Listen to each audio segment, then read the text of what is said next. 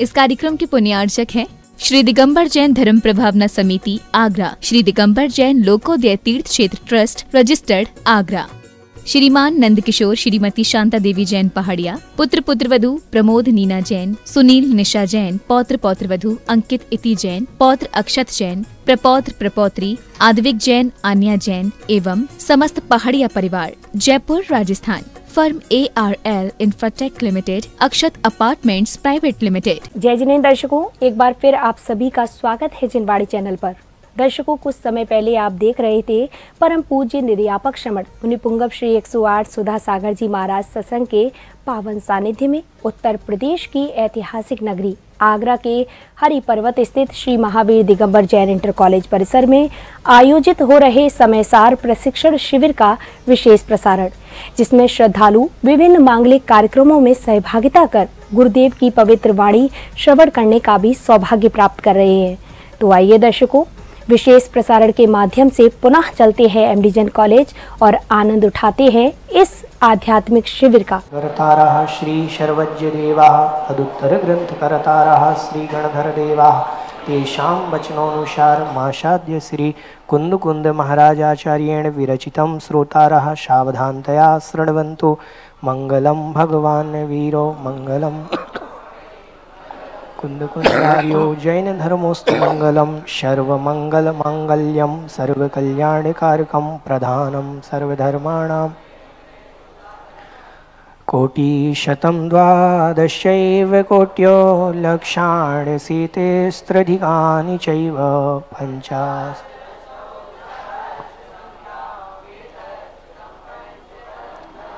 हरिहन्ते भाषयत्थं गणहर देवे हि गन्थियं शम्मं प्रणमामि भक्तियुक्तो सुदृढानमहो वहिं शीर्षा इच्छामि भन्ते सुदभक्ति काउ सग्गु कौ तस्सालोच्यं अंगो वंग पैणय पाहुडय पर्यम्मि पट्टमा वार्यम्मि शुट्ट पटमाणि ओगपुग चूलिया चेव शुत्तथय धुई धम्मकायं शयानिच कालम अंचिमि पूजेमि वंदामि नमस्सामि दुःख कौ कम्मकौ वोहिलाओ शुगै गमणम समाहि मरणम जिनगुण संपत्ति हो मज्जम अत अपराणिक आचार्य वंदना क्रियायाम श्रीमद आचार्य भक्ति काय उत्सर्गम करोम्यम।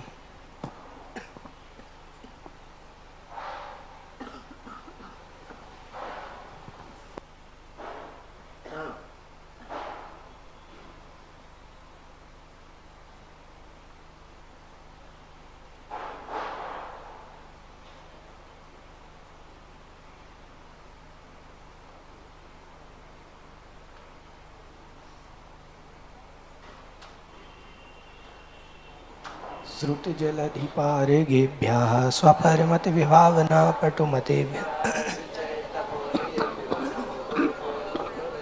छत्तीस गुण समग्रे पंच विहाचार करण संदर्शे शिष्याणुगह कुशले धम्माईरिये सदा गुरु भक्ति संजमेणया तरंति संसार सायरम घोरम छिन्नन्ति अट्ठकम्मं जम्मण मरणं न पा ये नित्यं व्रतमन्त्रे होम निरताः ध्यानाग्निहोत्राकुलाः सट्कर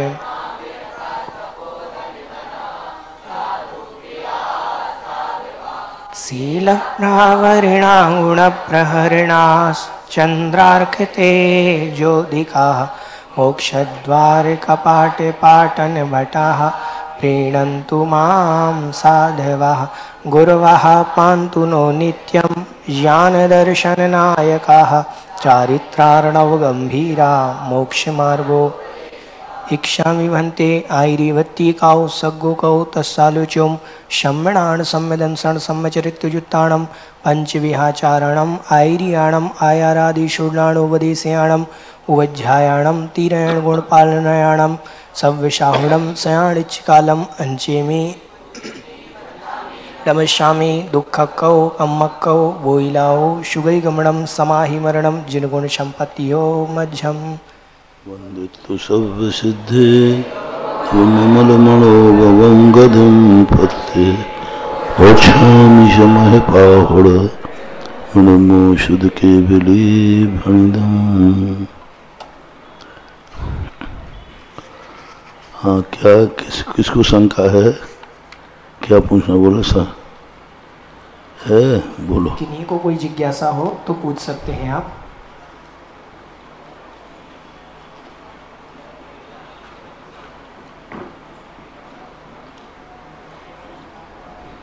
आप लोगों में से किसी की हो तो वो भी पूछ सकते हैं।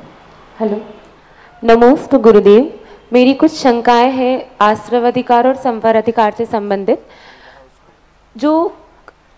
आज जो सुबह गाथा पढ़ी थी को विधि दिच्छो साहू, तो उसके अंदर परम पूज्य जयसिंह स्वामी ने को विधि दिच्छो का को विदितार्थ, उसके बीच में अवग्रह का चिन्ह है, को अविदितार्थ, तो फिर उसका अर्थ फिर कैसे लगाएंगे? जो जयसिंह स्वामी की टीका है उसके अंदर को अविदितार्थ इस तरह का।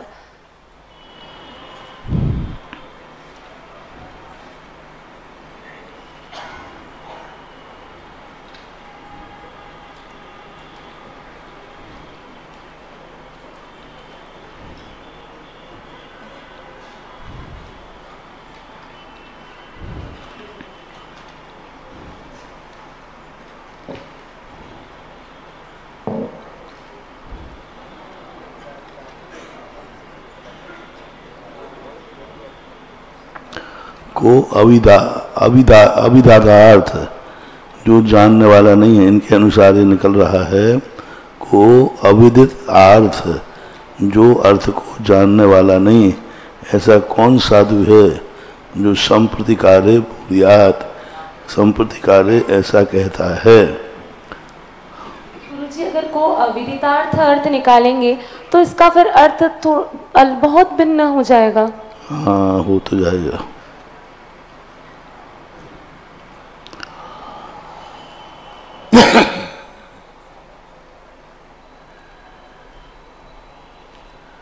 लेकिन संधि होने से अमृतचंद सूरी को देखना भाई।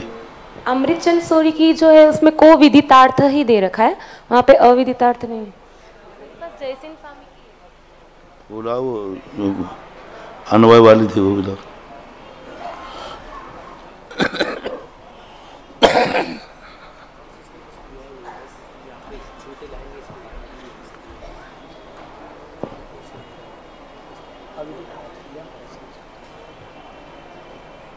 अविदित अर्थ भी लिया इन्होंने, नहीं ठीक है, निकल है, क्योंकि संधि हो गई है।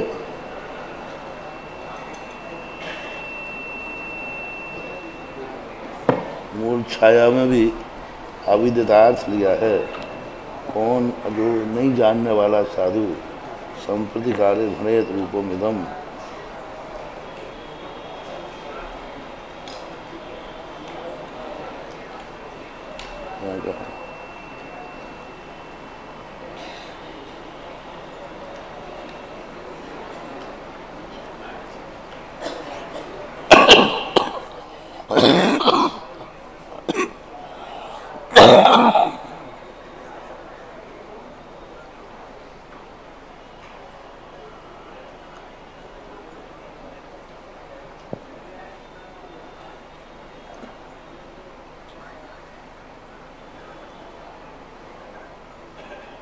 अविदित ही अर्थ निकलेगा, सभी निकाल हिंदी निकाल कर हिंदी में।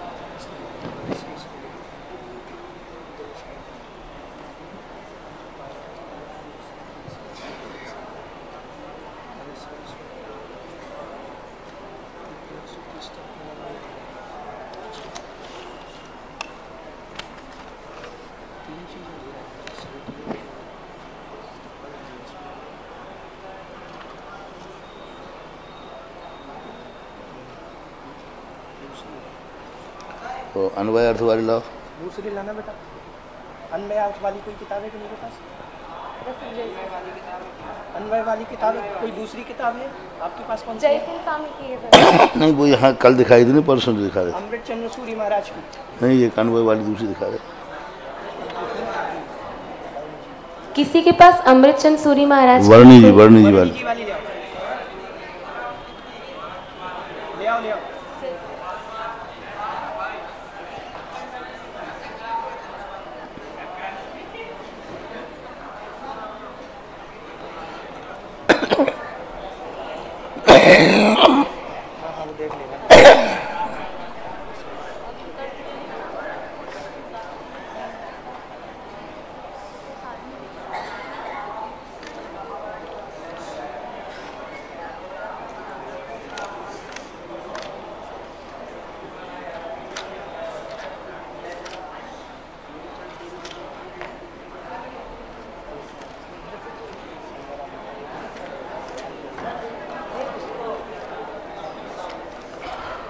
वैसे ज्ञान सागर महाराज जी समझदार साधु ले रहे हैं कौन, और आचार्य श्री ने जो पद्यानुवाद किया है उसमें भी सुसाधु शब्द का प्रयोग किया। कोई ज्ञानी साधु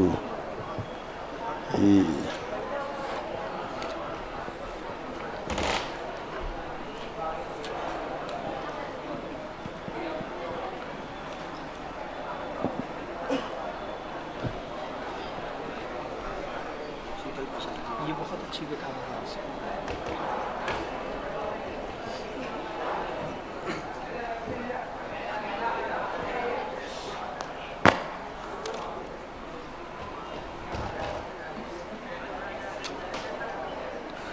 भी विदित ही लिया है, अविदित नहीं।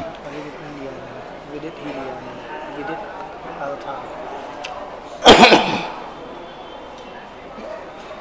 विदित अर्थ जमता है, अविदित अर्थ नहीं जम रहा, लेकिन टीकाकार तो ले रहे हैं, तो अब अर्थ को उल्टा बैठा लो, को अविदित अर्थ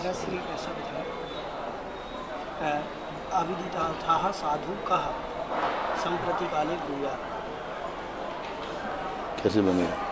संप्रति काल में जो नहीं जानने वाला है कौन है ऐसा, जो इसको नहीं जानता है, प्रश्नवाचक कैसे बनेगा? अविदित अर्थ साधु संप्रति काले बुढ़िया, अविदित अर्थ को नहीं जानने वाला कौन साधु वर्तमान में ऐसा कहेगा कि परोक्ष ज्ञान में बैठकर प्रत्यक्ष ज्ञान पर नया दृष्टा नहीं बनेगा ना।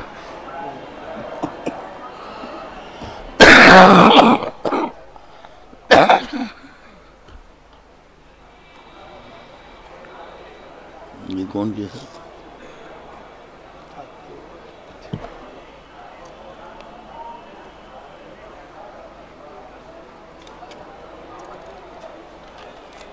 ये जैसन की टीका है क्या?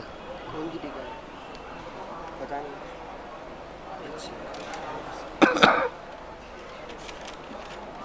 ठीक है। टीका है जयसेन स्वामी की।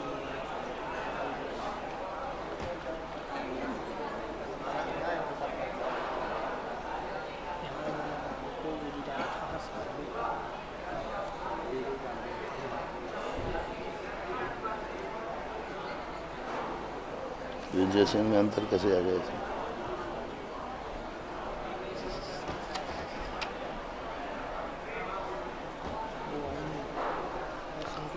की व्याकरण का थोड़ा सा नॉलेज।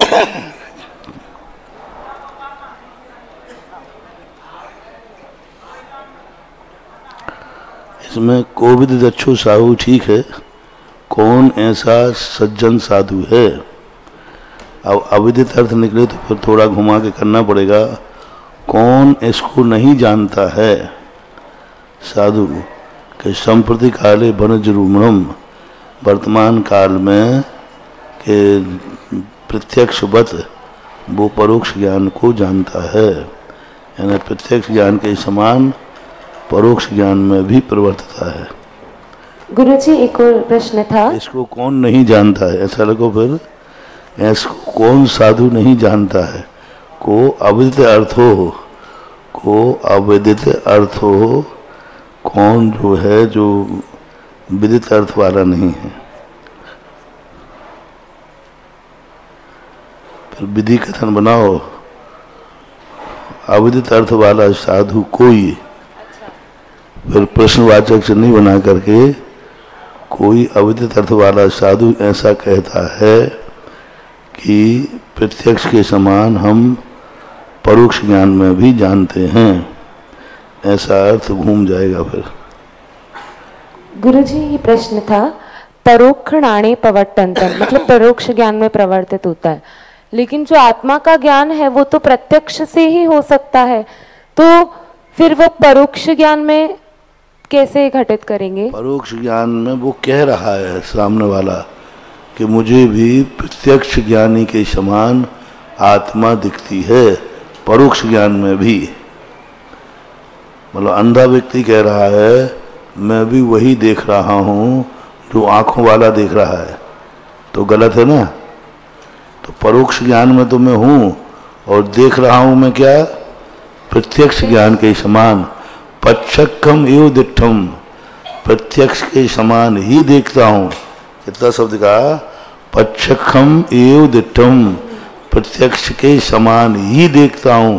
परोक्ष ज्ञान प्रवर्तनतम, परोक्ष ज्ञान में प्रवृत्त होते हुए भी ऐसा। गुरुजी के प्रश्न था, जो आश्रवाधिकार है उसके अंदर जो मिच्छतम अविरणम आदि जो गाथा है उसके अंदर इसका ऐसा अर्थ भी लगा लो, पच्छक्ख एव दिट्ठम, मैंने प्रत्यक्ष ही देख लिया है। परोक्ष ज्ञान पवित्रतम, परोक्ष ज्ञान में प्रवृत्त हो करके मैंने प्रत्यक्ष देख लिया है। बत न लगाओ, क्योंकि यो नहीं लगाया, यो लगाया। प्रत्यक्ष ज्ञान प्रत्यक्ष ही देख लिया है, परोक्ष ज्ञान में प्रवर्तते हुए भी मैंने देख लिया, ऐसा। जो संताविडेरो बच्चा वाली जो गाथा थी उसके पहले आया था वो गप्पा होगा, मतलब उपयोग के अनुसार। तो गुरुजी जो बुद्धिपूर्वक राग आदि होते हैं वो तो उसको ना उपयोग में आने पर वो उसका ना प्रतिषेध कर सकता है, लेकिन जो अबुद्धिपूर्वक राग द्वेष आदि होते हैं उसका तो वो प्रतिषेध नहीं कर सकता। तो फिर वो कैसे 8 कर्मों आदि से बच पाएगा? अबुद्धिपूर्वक कोई राग द्वेष होते हैं, कर्म सिद्धांत में बुद्धि अबुद्धि नहीं है, ये चरणान योग में होती है। चरणान योग के अनुसार कर्म सिद्धांत में तो 10वें गुण स्थान में भी बुद्धिपूर्वक ही है। यदि उसका उपयोग उसमें नहीं होगा तो बंद कैसे होगा? तो ये 10वें गुण स्थान से ऊपर की बात कह रहा है। दूसरी बात है, नीचे में वो प्रवर्त रहा है, जो अपने आप राग द्वेष हो रहा है उनको विवक्षित नहीं करना। कर्म अपना काम कर रहा है और हम अपना काम कर रहे हैं। वैसे यहाँ बात जो संबर की कही जा रही है ये 10वें गुण स्थान से ऊपर की कही जा रही है, इससे उन्होंने बीतराग सम्यक दृष्टि लिया है। टिप्पण में भी दिया है, को विदितार्थ दिया है टिप्पण में, और यहाँ अविदितार्थ दिया है, और उन्होंने प्रश्न भी किए संपत्ति काले ब्रूयात, बोले ना कोपी, ग्रीम्यात ना कोपी, इस प्रकार से किम इदम आत्मस्वरूपम प्रत्यक्ष एवं मया दृष्टम, मेरे द्वारा प्रत्यक्ष देखा गया है, वही जैसा चतुर्ज्ञानी वट। तो इसका क्या अर्थ लिया ना? इसका अर्थ तो इन्होंने दोनों इस प्रकार से समझाया कि भला कौन ऐसा अज्ञानी साधु अविदितार्थ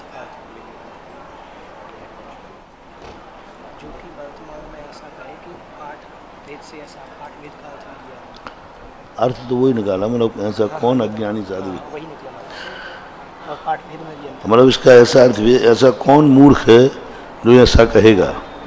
ऐसा कौन अविदित अर्थ वाला है, यानी जो अर्थ को जानने वाला है वो तो ऐसा कहेगा नहीं। अविदित अर्थ वाला ऐसा कौन है जो ये कहे कि प्रत्यक्ष परोक्ष ज्ञान में हमने प्रत्यक्ष के समान ही देख लिया है? ऐसा कौन मूर्ख, अपन कहते ना, ऐसा कौन मूर्ख है मुझे लाओ, ऐसा कौन सज्जन है जो मुझे लाओ।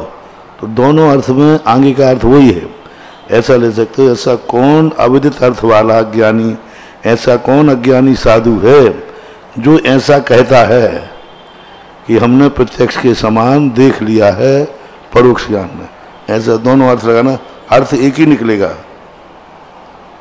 गुरुजी जो 171 नंबर की गाथा है मिच्छतम अविरमणम, तो उस गाथा में मिथ्यात्व आदि जो है उसके हेतु राग द्वेष आदि को बताया है, और उसके बाद वो मिथ्यात्वादि को ज्ञानावरण आदि का हेतु बताया है। राग द्वेष, फिर मिथ्यात्व, फिर ज्ञानावरण आदि कर्म।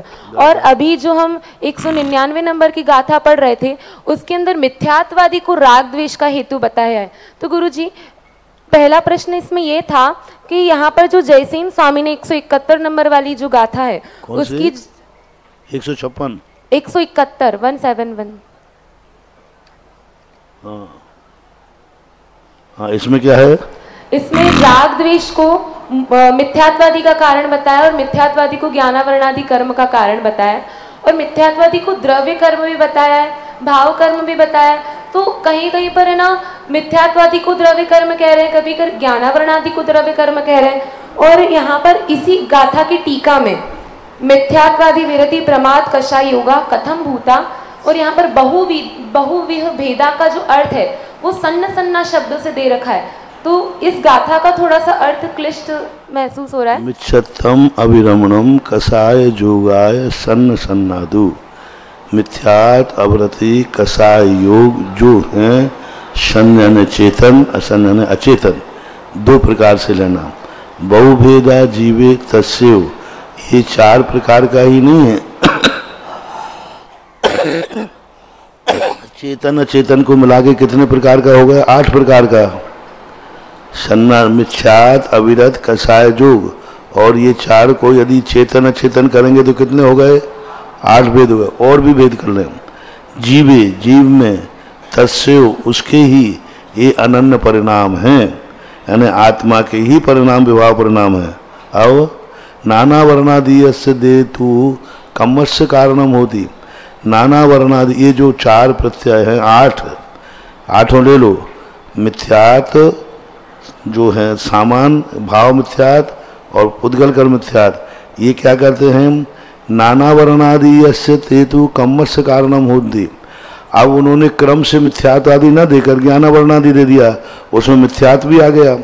अचेतन मिथ्यात कर्म का उदय नए अचेतन को बंध में कारण है कि नहीं? पुराना मिथ्यात अचेतन, नए बंध अचेतन, तो अचेतन से अचेतन का बंध हुआ कि नहीं? और चेतन मिथ्यात परिणाम से नए चेतन परिणाम हुए कि नहीं हुए?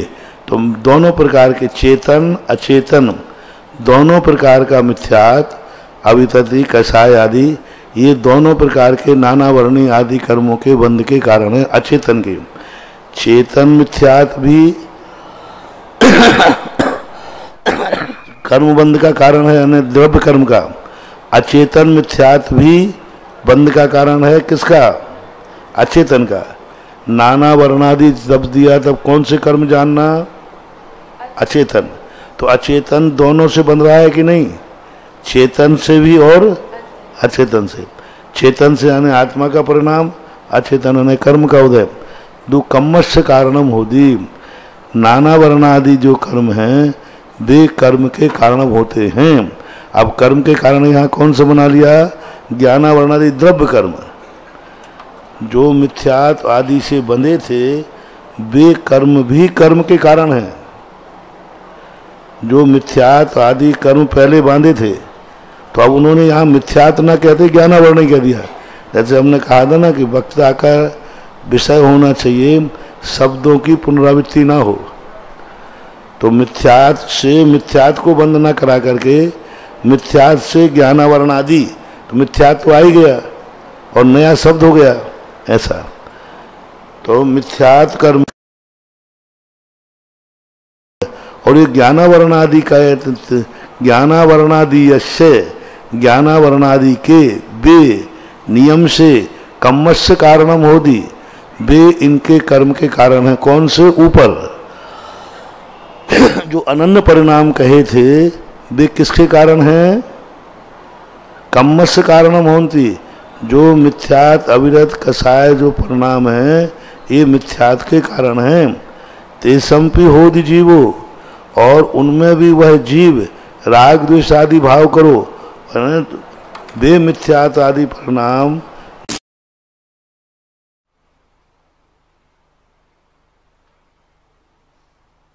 है, ये मिथ्यात के कारण है। तेसम्पि होदि जीवो, एक तो द्रव्य कर्म का कारण है जीव, दूसरा राग द्वेष आदि भाव करो, भाव भी तो पैदा कर रहा राग द्वेष। मिथ्यात आदि परिणाम द्रव्य कर्मों के भी कारण है और भाव कर्मों के भी कारण है। एक ही परिणाम, मिथ्यात नाम का एक परिणाम दो का कारण बन रहा है। एक तो द्रव्य कर्म का कारण है, दूसरा भाव भी तो पैदा कर रहा राग द्वेष। तो राग द्वेष आदि शब्द लगा दिया ना, आदि शब्द से मिथ्यात का बंध ऐसा। तो गुरुदेव जो ये मिथ्यात्वादी हैं वो द्रव्य और भाव दोनों रूप होंगे, और ज्ञानावरणादि है वो सिर्फ द्रव्य रूप होंगे। हाँ, ज्ञानावरणादि जितने हैं ये सब द्रव्य रूप है, और जो प्रत्यय होते हैं वो चेतन अचेतन होते हैं। प्रत्यय तो चेतन भी प्रत्यय है, अचेतन भी प्रत्यय है, लेकिन ज्ञानावरणादि जो हैं ये द्रव्य कर्म में ही आएंगे। आवरण शब्द लगा दिया ना, लेकिन राग द्वेष नहीं आएंगे अचेतन में। राग द्वेष तो चेतन में आएंगे, ज्ञानावरण आदि अचेतन में आएंगे, क्योंकि आवरण लगा है। तो इनको एक दूसरे का कारण बनाना है।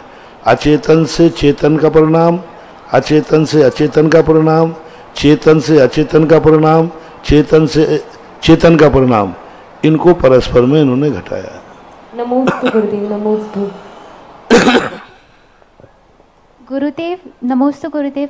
गुरुदेव, अगर भाव प्रत्यय मिथ्यात्वादि ही राग आदि भाव का कारण है, तो वो दोनों का समय एक ही समय में दोनों भाव होते हैं, मिथ्यात्वादि और राग आदि नियम से एक ही समय। राग द्वेष और मिथ्यात्व, जहाँ जहाँ मिथ्यात्व है वहाँ वहाँ राग द्वेष नियम से है ही, हो ही नहीं सकता।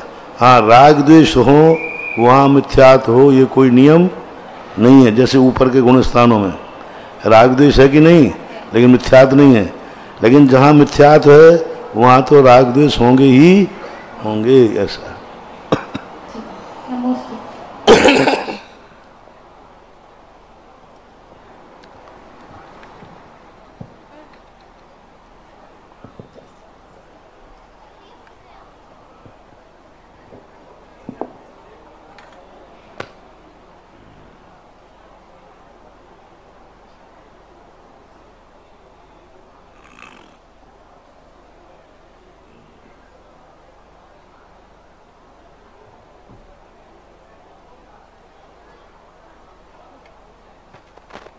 नमोस्तु गुरुजी, मेरा एक प्रश्न है।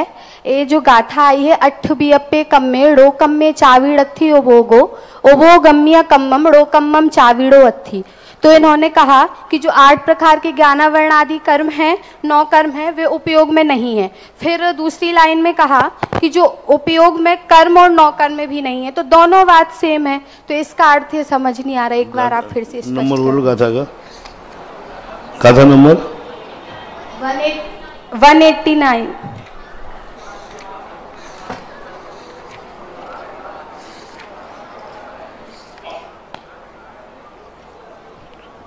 अट्ठ व्यप्पे कम्मे है, 9 कम्मे चावी नथी उपयोगो। 8 प्रकार के जो कर्म हैं और 9 कर्म हैं, यह नथी उपयोगो, यह भी उपयोग रूप नहीं है, ये उपयोग नहीं है।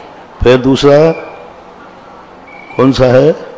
नीचे आया उपयोग में कर्म 9 कर्म भी नहीं है। दोनों एक ही बात है। हाँ। उल्टा कर दिया। 8 प्रकार के, वहां संख्या दे दी, यहाँ संख्या को निकाल दिया। नहीं, एक सा नहीं है। 8 प्रकार के कर्म में 9 कर्म में नथी उपयोग, ये उपयोग रूप नहीं है। 8 प्रकार और उपयोग में ये कर्म नहीं है। एक कर्म में उपयोग नहीं है और नीचे उपयोग में कर्म नहीं है। अंतर है। दूध में पानी मिला है, पानी में दूध मिला है। 8 प्रकार के कर्म उपयोग नहीं है और उपयोग में 8 प्रकार के कर्म नहीं है। यानी 8 प्रकार के जो कर्म है ना, 9 कर्म, इनमें उपयोग नहीं है, यानी ये उपयोगवान नहीं है। कौन नहीं है उपयोगवान? 8 प्रकार के कर्म उपयोगवान नहीं है, तो उपयोग कर्मवान होगा, तो उपयोग भी कर्मवान नहीं है। कर्म उपयोगवान नहीं है और उपयोग कर्मवान नहीं है। यानी कर्म उपयोग वाला नहीं है और उपयोग कर्म वाला नहीं है। कर्म कर्म है और उपयोग उपयोग है, ऐसे। नमोस्तु गुरु जी।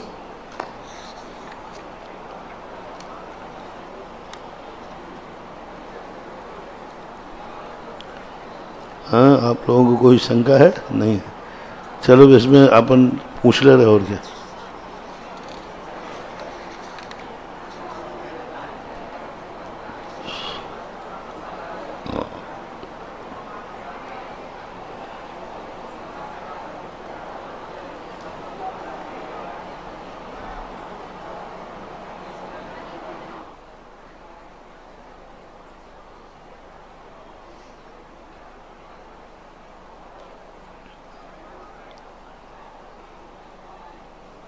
अंधकार किसे कहते हैं? अध्यात्म भाषा में अंधकार किसे कहते हैं? फर्स्ट ईयर वाले बताएं बच्चों में। हाँ,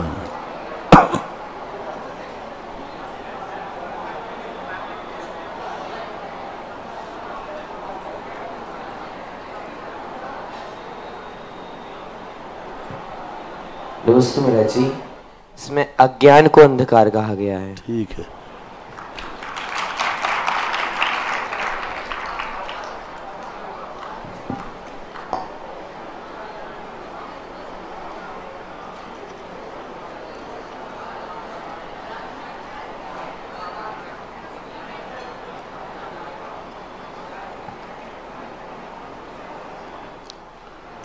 कौन किसको नहीं जानता है?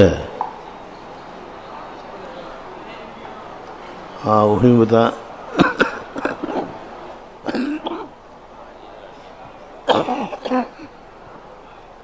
हाँ बोलो, कौन किसको नहीं जानता है?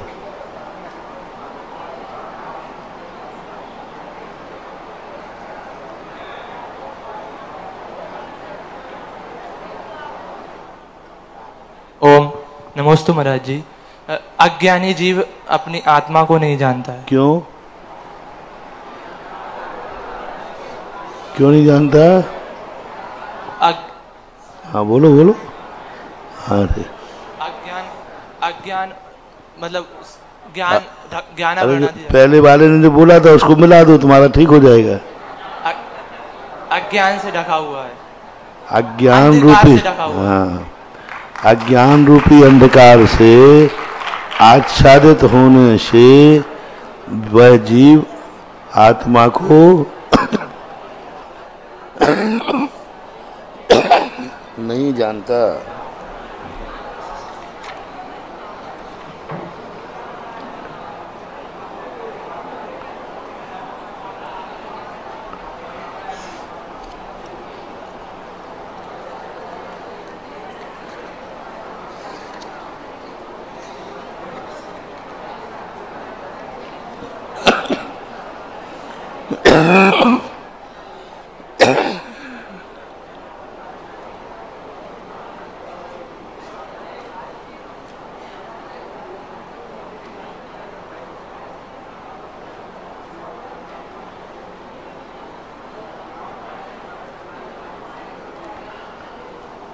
कितने प्रकार से कितने प्रकार का क्या होता है?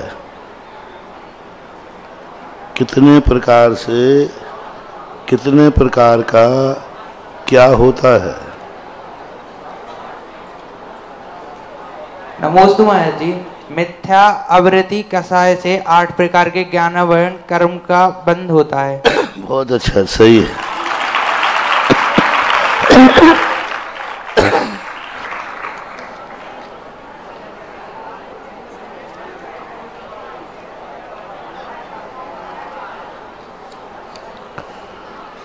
पूर्व में बंधे हुए कर्म कब बंध के कारण नहीं है?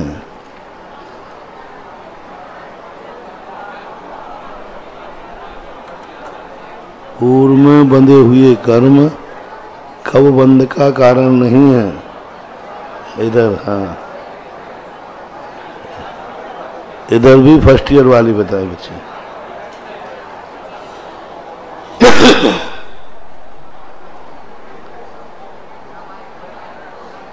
नमोस्तु महाराज जी, जब उसमें राग आदि भाव नहीं रहते। नहीं, इनकी भाषा बोलो। किसके समान कर्म रहते हैं तब वो बंध के कारण नहीं है। उड़ भी समाना बोलो। क्या बंद के समान अज्ञान? आगे बोले। नमोस्तु गुरुजी। ये जो 4 अध्यवसान बताए हैं, मिथ्यात्व, अविरत, कषाय, योग, जब इनका अभाव हो जाता है तब उसके पूर्व कर्म नहीं बनते हैं। किसके समान कर्म ज्ञानी को बंद नहीं करते हैं? क्यों? नमोस्तु गुरुजी। पृथ्वी पिंड के समान, हाँ, पृथ्वी पिंड के समान जो कर्म हैं वे कर्म बंद नहीं करते, क्योंकि सत्ता में कार्बन शरीर के रूप में पड़े रहते हैं। पूर्वी पिंड समाना प्रवीण विद्यादुपच्या तस्य, ऐसा।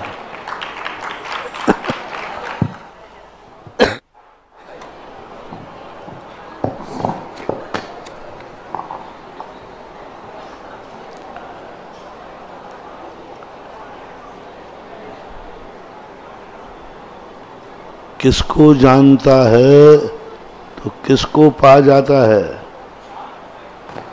हाँ, फर्स्ट ईयर वाले। नमोस्तु गुरुजी। आत्मा स्वयं आत्मा को जानती है और शुद्ध आत्मा को पहचान कर लेती है। किसको जानता है? दर्शन ज्ञान में। किसको जानता है, किसको पा जाता है। आगे।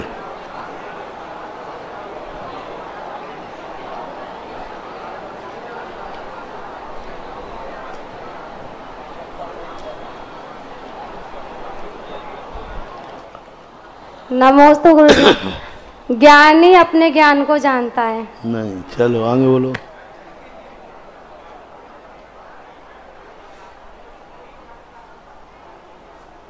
जल्दी बोल दो, नहीं आगे बढ़ाते जाओ।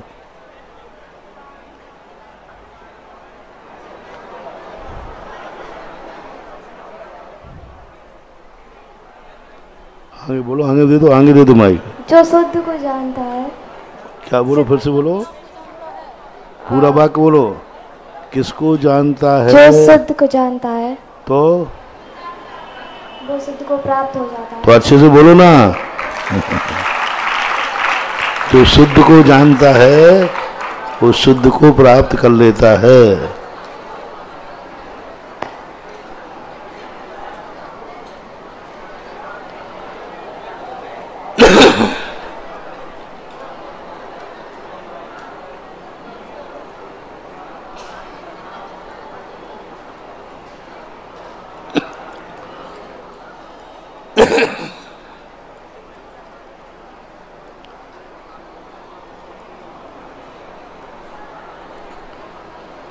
सर्वदर्शी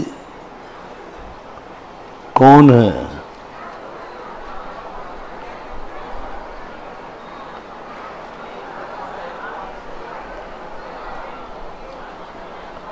बोलो, हाँ बोलो।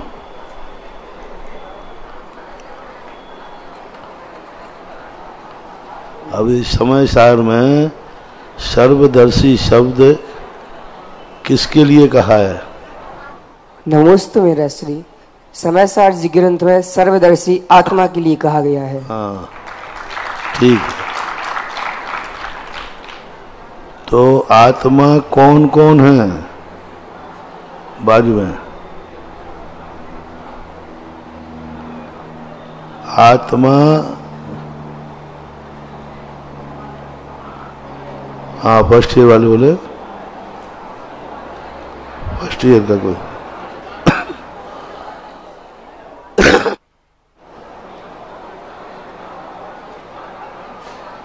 आत्मा किसे कहते हैं?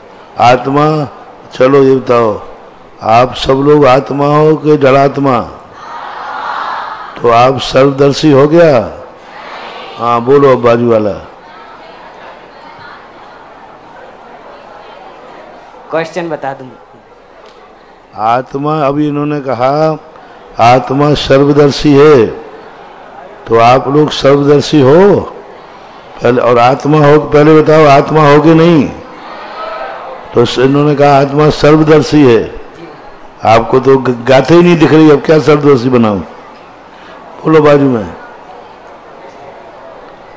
आरूपी अखंड निश्चय से।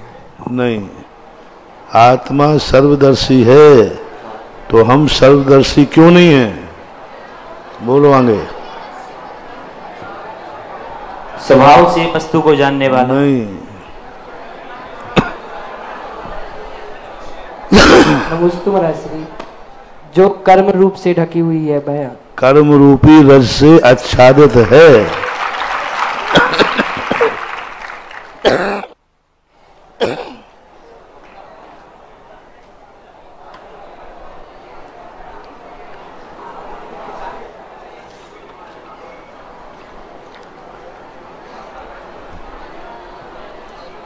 तो आगे थोड़ा पढ़ रहे हैं।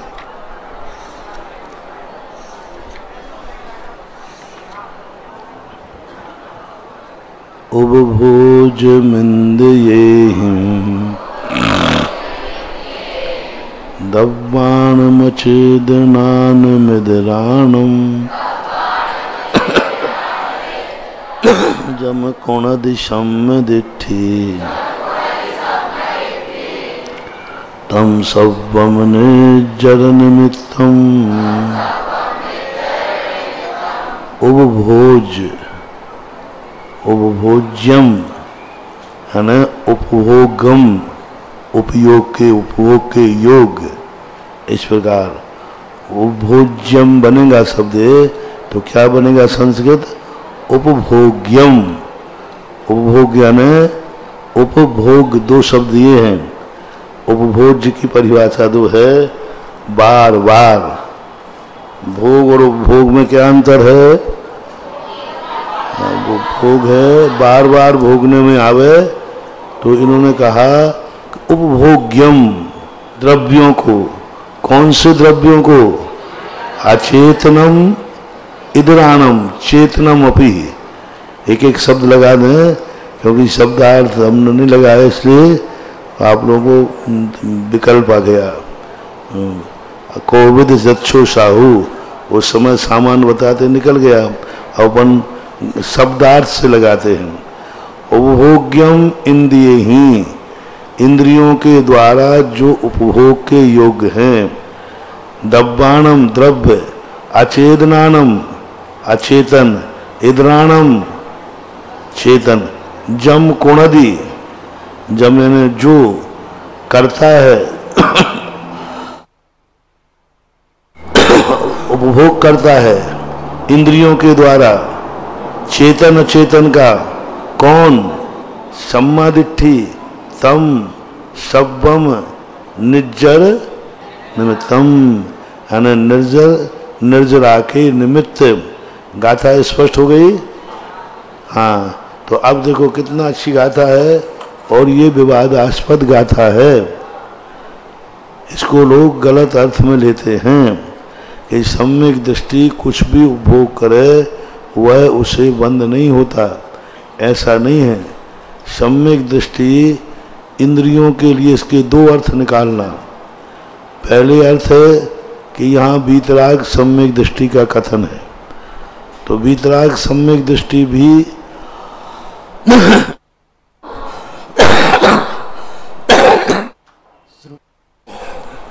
उसके भी कर्म का उदय है कि नहीं?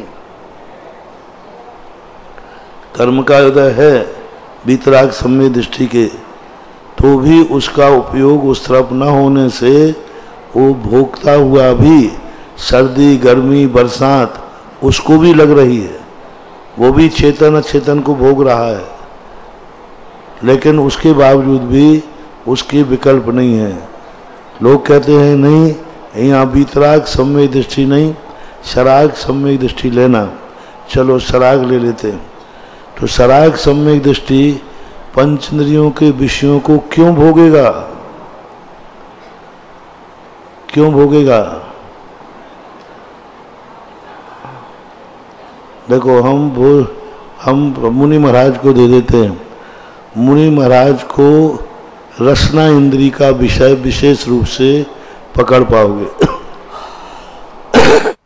और इंद्रियों के विषय पकड़ में नहीं आएंगे। महाराज भोजन करते हैं कि नहीं? स्वाद लेके करते हैं कि बिना स्वाद का? हाँ, बिना स्वाद का नहीं। तुमसे ज्यादा स्वाद लेता हूं मैं, और जिस दिन मैं स्वाद नहीं लूंगा उसी दिन हमें प्रायश्चित मिलेगा। तुम लोग तो बिना स्वाद का खाते हो, तुम खा के ही नहीं जानते। इधर टीवी देखते जाते हो और खाए जाते हो। क्या स्वाद आ रहा है? टीवी का स्वाद आ रहा है कि भोजन का? और हम लोग देखो एकाग्रता से तन्मय होकर भोजन करते, उस समय यहाँ वहाँ देखते भी नहीं। हम स्वाद लेते हैं। यदि साधु भोजन करते समय स्वाद नहीं ले रहा है तो वह दंड का भागीदार है। यदि हम स्वाद नहीं ले रहे हैं, इसका अर्थ हम प्रमाद में हैं। अब हम अंतराय कैसे पालें कि ये रस मेरा त्याग है और ये रस इसमें डला हुआ है? कब पकड़ेंगे? जब हम स्वाद लेंगे तभी तो पकड़ेंगे। ये रस चलित रस है, अंतराय कहा। अब देखो, हम रसना इंद्री के स्वाद को ले रहे हैं कि नहीं, लेकिन अच्छे बुरे के लिए ले रहे हैं कि धर्म के पालन के लिए, अंतराय पालन करने के लिए। हमें इसलिए लेना है जिससे हमारा व्रत न टूट जाए। अब स्वाद लिया भी तो किसके लिए लिया? नियम के पालन करने के लिए। अब बंद होगा क्या? पर उपभोग तो किया। हाँ, इसमें नमक डला है और ये मेरा नमक का त्याग है, अब अंतराय करना। तो जो नमक का स्वाद लिया रसना इंद्री से, वह रसना इंद्री का स्वाद बंद का कारण नहीं है, क्योंकि व्रतों के पालन के लिए लिया।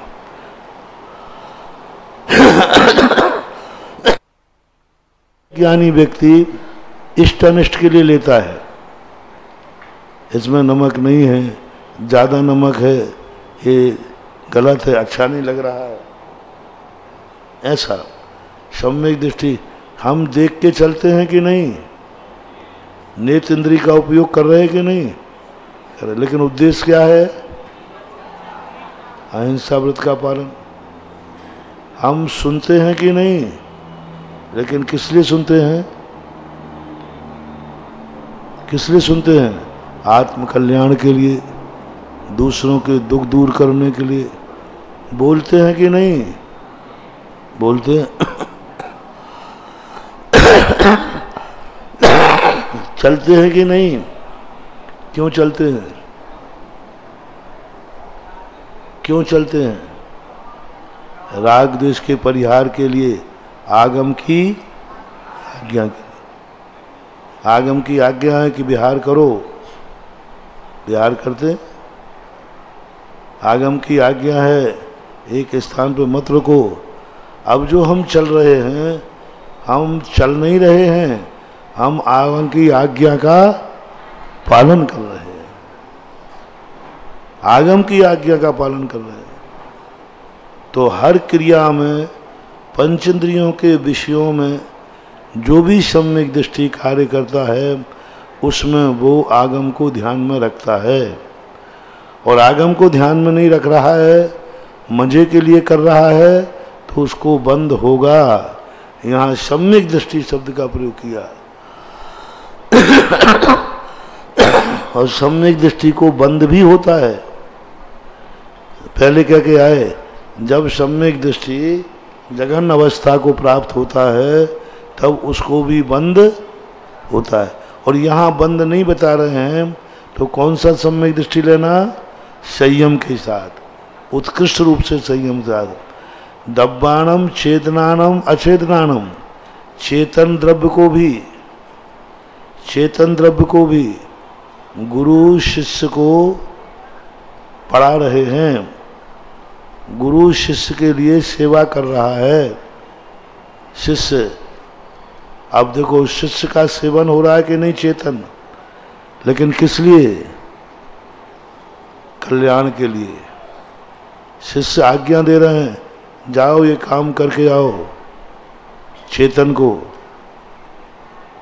तो अब वो शिष्य का जो उन्होंने उपयोग किया, तो उन्होंने अपने कल्याण के लिए किया कि शिष्य के कल्याण के लिए? शिष्य के कल्याण के लिए उन्होंने उपदेश दिया। अब कह दिया तुम खड़े हो जाओ, जाओ धूप में खड़े हो जाओ। तो शिष्य को गुरु ने चैतन्य के लिए धूप में खड़ा कर दिया। तो ये दुख दिया कि नहीं दिया? नहीं दिया। अब उन्होंने धूप में खड़ा किया, तो शिष्य के कल्याण के लिए कि बदला लेने के लिए? तो अब वो बदला नहीं कहलाएगा। एक गुंडे ने कहा जा वहाँ धूप में खड़ा हो जा, और मजे ले रहा है। अब देखो वो थप रहा है और एक गुरु ने कहा जाओ वहाँ धूप में खड़े हो जाओ, दोनों में कितना अंतर है? एक में द्वेष भाव है और एक में कल्याण भाव है। तो ऐसी स्थिति को लेकर के तो पांचों इंद्रियों के चेतन अचेतन यदि सामान्य से आप घटाओगे तो जो सम्यक दृष्टि है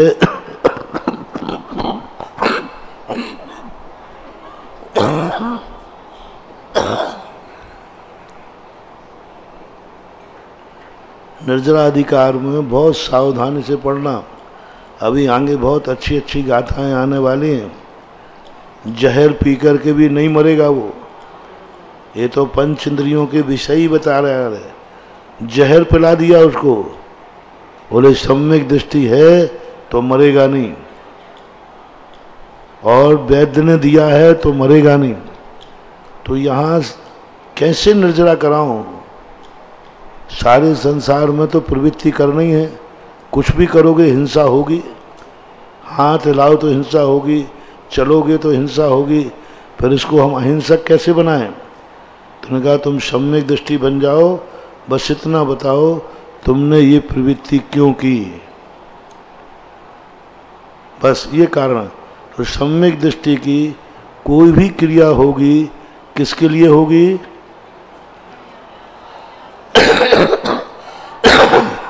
अब देखो, खेती करता हुआ किसान प्रतिमाधारी है, उसको अबंधक सिद्ध करो। खेती में कितनी हिंसा हो रही है, कितनी घास उसने काट दी हल चला करके। अब सम्यक दृष्टि को हिंसक सिद्ध करो, अहिंसक। वो कहेगा आपने खेती क्यों की, कितने जीव मार दिए? बोले नहीं मैंने मारे नहीं है। तुमने खेती क्यों की? बोले प्राण बचाने के लिए। यदि मैं खेती नहीं करता तो मैं मरता, पूरा परिवार मरते। दूसरा, यदि अनाज नहीं उपजेगा तो मुनि महाराज भी मरेंगे। तो सम्यक दृष्टि खेती कर रहा है, रोटी बना रहा है, एक मुनिराज के प्राण बचा रहा है। दृष्टि में आहार देने में ही पुण्य नहीं है, ये आहार देने का नाम नहीं है। कितना बड़ा कार्य आहार दान देना। आहार दान दे रहा है, एक मुनिराज के प्राण बचा रहा है। एक चींटी को बचाने में इतना पुण्य, तो एक मुनिराज को बचाने में कितना पुण्य। अब दृष्टि बदल गई ना, हम आहार रोटी बना रहे हैं, एक मुनिराज को बचाएंगे। यदि हम श्रावक भोजन बनाना बंद कर देंगे तो मुनिराज को या तो मुनि पद छूटेगा और या मरण को प्राप्त होंगे। यदि ग्रस्त सम्यक दृष्टि आहार बनाना बंद कर दे, देना बंद कर दे, क्योंकि इसमें हिंसा होती है, आरंभ होता है, तो वो लोग कितना नुकसान। 4000 साधु भ्रष्ट हुए किस कारण से? हाँ, यानी जब तुम्हारे मन में ये भाव आता है आहार दान देने का, तो उस समय से ही तुम्हें मुनियों को बचाने का पुण्य तुम्हारे खाते में जमा शुरू हो गया। मात्र 2 रोटियां नहीं खिला रहे हो, मुनि को बचा रहे हो, मुनि को भ्रष्ट होने से बचा रहे हो। या तो मुनि पद छोड़ेगा या फिर समाधि लेगा, लेकिन आहार देने से एक मुनिराज भ्रष्ट होने से बच गए और मरने से बच गए। इसी प्रकार से सम्यक दृष्टि, कोई भी क्रिया करेगा उसके अंदर धर्म की बात छुपी हुई रहेगी। इस प्रकार से दोनों तरफ लगा लेना। जयसेन स्वामी महाराज वीतराग सम्यक दृष्टि को मुख्यतः रख के कथन कर रहे हैं। अपन वीतरागता में सराग में कोई घटाए तो उससे बोल दो ऐसा भाव यदि तुम्हारा है तो तुम्हारे भी निर्जरा का कारण है। एक पत्ता तोड़ा उसने, काय के लिए तोड़ा? मुनि महाराज के लिए, दवाई के लिए, एक वृत्ति को ठीक करने के लिए हिंसा की है कि नहीं की है? लेकिन अभिप्राय क्या है? हाँ, तो हमारे यहाँ हत्या, हिंसा करता हुआ भी अहिंसक खूब जम के हिंसा कर रहा है, बचने नहीं पाए, उस जीव को अहिंसक सिद्ध करो। जैनागम से हत्या करने वाले को अहिंसक सिद्ध करना है कोई उदाहरण?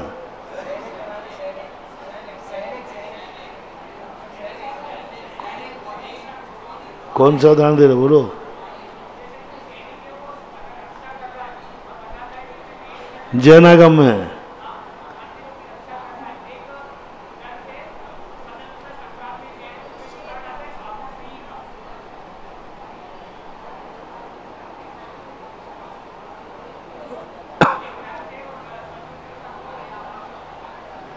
एक उदाहरण दे दो, फिर मैं बता दूंगा। हाँ ठीक है।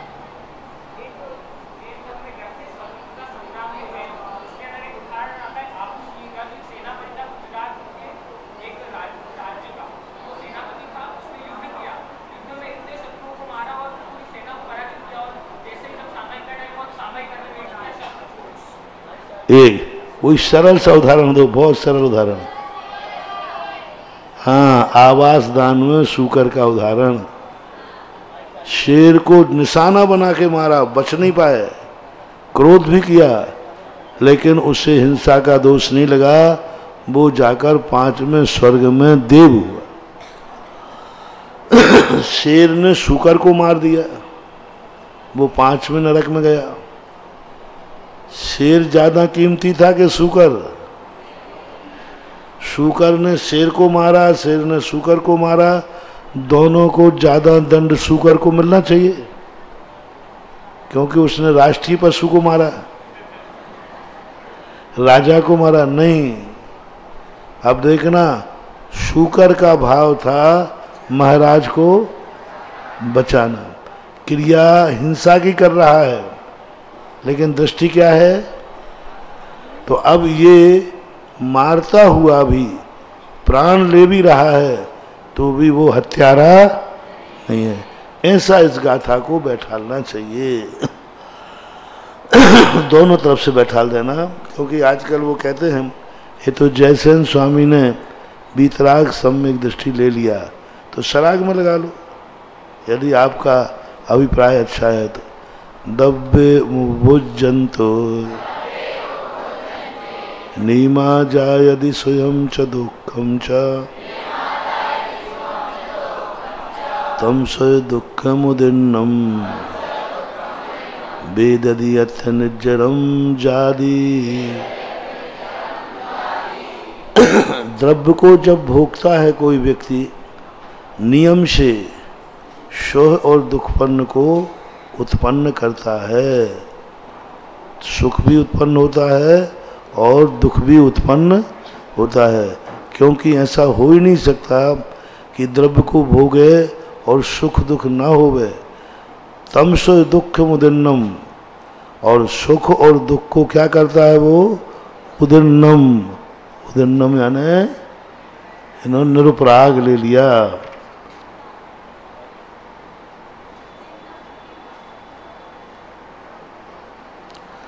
सुख दुख मम उदीर्णम, और सुख दुख की उदीर्णा करता है। वेददि अधि निश्चरम जाति, और जब वेदन करता है तब निर्जरा को प्राप्त हो जाता है।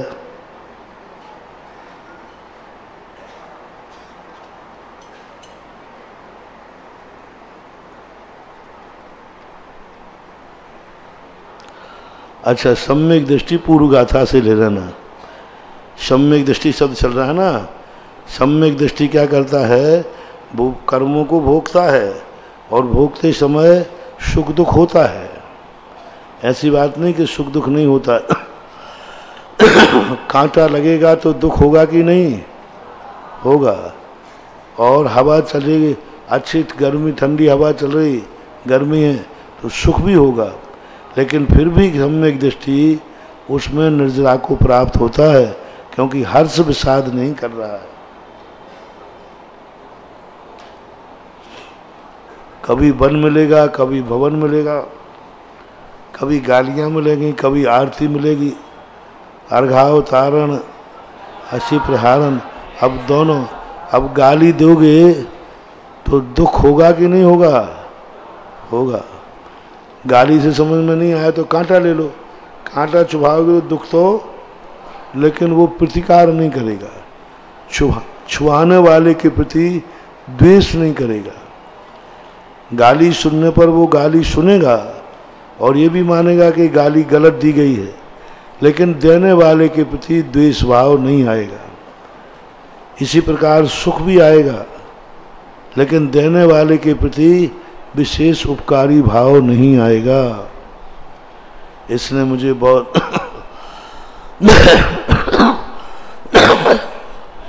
महारानी छेलना ने उपसर दूर किया।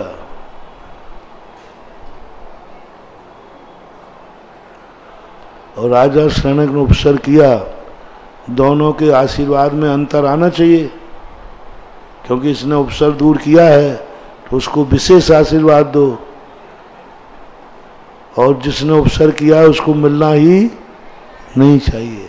महाराज ने दोनों को दिया, एक ने सुख दिया, एक ने दुख दिया, लेकिन दोनों के प्रति भी क्षमता भाव। और ये बहुत कठिन है। अपने प्रति अच्छा करने वालों के प्रति हमारा पक्षपात हो ही जाता है, बुरा करने वालों के प्रति पक्षपात हो जाता है, होना नहीं चाहिए। दोनों के प्रति देखो, एक ने सुख दिया, सांप को हटाया, एक ने दुख दिया, लेकिन आशीर्वाद में कोई अंतर नहीं आया। हाँ, महारानी छेलना भी कह सकती थी, महाराज हमने आपका सुख दूर किया फिर भी बराबर नंबर मिले, तो इससे क्या फायदा है? नहीं, मुनि महाराज का तो यही स्वरूप है। शास्त्रों में ऐसा वर्णन आया कि श्री कृष्ण जी के यहाँ एक बीमार महाराज आए तो कृष्ण ने वैद्य को कहा, वैद्य जी इन महाराज को देखना है, हाथ नहीं दिखाएंगे ये, आप इनके चेहरा देख करके इनकी गंध से बीमारी की दवाई दो। वैद्य बहुत अच्छे थे, उन्होंने दवाई दे दी। दवाई देने के बाद महाराज ठीक भी हो गए। अब वैद्य सोचते कि महाराज जी मैं नहीं दवाई दी थी, वो चाह रहे थे महाराज थोड़ा सा आशीर्वाद, अच्छा अच्छा बहुत अच्छा किया, मैं तुम्हारा आभारी हूँ। महाराज ने कुछ नहीं कहा। वैद्य जी करने कैसे कृतज्ञ है, दो शब्द भी आभार के नहीं बोले, मुस्कुराए भी नहीं, नीचे गर्दन करके चले गए। वैद्य जी को इतना दुख हुआ कि जैन साधु इतने कृतज्ञ होते हैं, और वैद्य जी आर्त ध्यान के कारण मरकर बंदर हुए। और फिर जाकर के उसी वन में जहाँ वो महाराज थे, वो महाराज एक पेड़ के नीचे बैठे थे, बंदर को जाति स्मरण हो गया, अरे ये वो कृतज्ञ महाराज है जिसको मैंने दवाई दी थी, पर इसने कोई आभार। तो गुस्से में आकर बंदर ने एक दाल तोड़ी और दाल तोड़ करके उनको जोर से मारी तो उनकी जंगा फट गई। अब बंदर कहता है, अब ये याद करेंगे हम वैद्य जी को कि वो कृष्ण जी का वैद्य आ जाए। महाराज कुछ नहीं, ध्यान में बैठे रहे। बंदर कहता है ये क्या है, उपकार किया तो नजर नहीं उठाई, अपकार किया तो नजर नहीं उठाई। इतना मैंने अपकार कर दिया तो भी वो इधर उधर नहीं देख रहे हैं किसने ये किया। ओहो, ये वो दशा है, चाहे उपकार करो चाहे अपकार करो, इनको कोई फर्क पड़ने वाला नहीं है। ऐसी निर्जरा को प्राप्त होते हैं, सुख मिले तो दुख मिले तो। अर्थ शब्दार्थ आ गया। दब्बे द्रव्य को दब्बे उपभुजन्ते, द्रव्य का उपभोग करने पर नियमा नियम से जायद यानी उत्पन्न होता है सुख और दुख। तम स्व दुखम उदीर्णम, और उसमें सुख दुख की उदीर्णा होती है और उदीर्णा से वेदन होता है। अथ अव निर्जरा जादी, तब भी उसकी निर्जरा को और वेदन करके क्या हो जाता है? निर्जरा विपाक अनुभवा। अब देखो, कर्म का द्रव्य का उपभोग किया, मैंने चश्मा का उपभोग किया, ये लगा लिया, ये चश्मा का उपभोग है। अब चश्मा का उपभोग हो गया तो हमारे कौन से कर्म का उपभोग कर लिया हमने? द्रव्य का उपभोग हुआ और सुख दुख मिला, सुख मिल गया सुख दुख मिला, और सुख दुख मिलते ही हमारे कौन से कर्म की उदीर्णा हो गई? पुण्य कर्म के, सुख कर्म का पुण्य कर्म की उदीर्णा हुई। पुण्य कर्म की उदीर्णा होते ही हमें सुख दुख मिला, और जैसे उदीर्णा हुई, उदीर्णा करके कर्म का क्या हो गया? निर्जरा जाती, निर्जरा को प्राप्त हो जाता है। जय विषम भुजंता विद्या पुरुषो न मरणम अभियंती, पुग्गल कम्मसुदयम् तैभुंजदि नेव वज्यदे नानी। उदाहरण दे रहे हैं, ऐसा कैसे संभव है कि पदार्थ को भोग रहा है, पदार्थ को भोग रहा है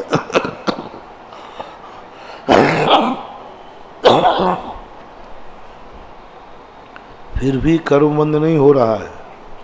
तो आचार्य उदाहरण देते हैं, चाहे विषम उपभुजंतो, जैसे विषम उपभुजंता, विष को उपभोग करने वाला, वेज्या पुरुषा, वेज्या यानी वैद्य पुरुष, ना मरण मुभयंती, वह मरण को प्राप्त नहीं होता है। पुग्गल कम्मसुदयम, इसी प्रकार पुरकर कर्म के उदय से, तय यानी वैसे ही, भुंजदि भोगने पर, नेव वज्जदे नानी, वह बंध को प्राप्त नहीं होता। वहाँ कौन था जो मरा नहीं? कौन था जो मरा नहीं? यहाँ कौन है जो बंधा नहीं? ज्ञानी। यहाँ सम्यक दृष्टि ज्ञानी व्यक्ति कभी बंद करते ही नहीं।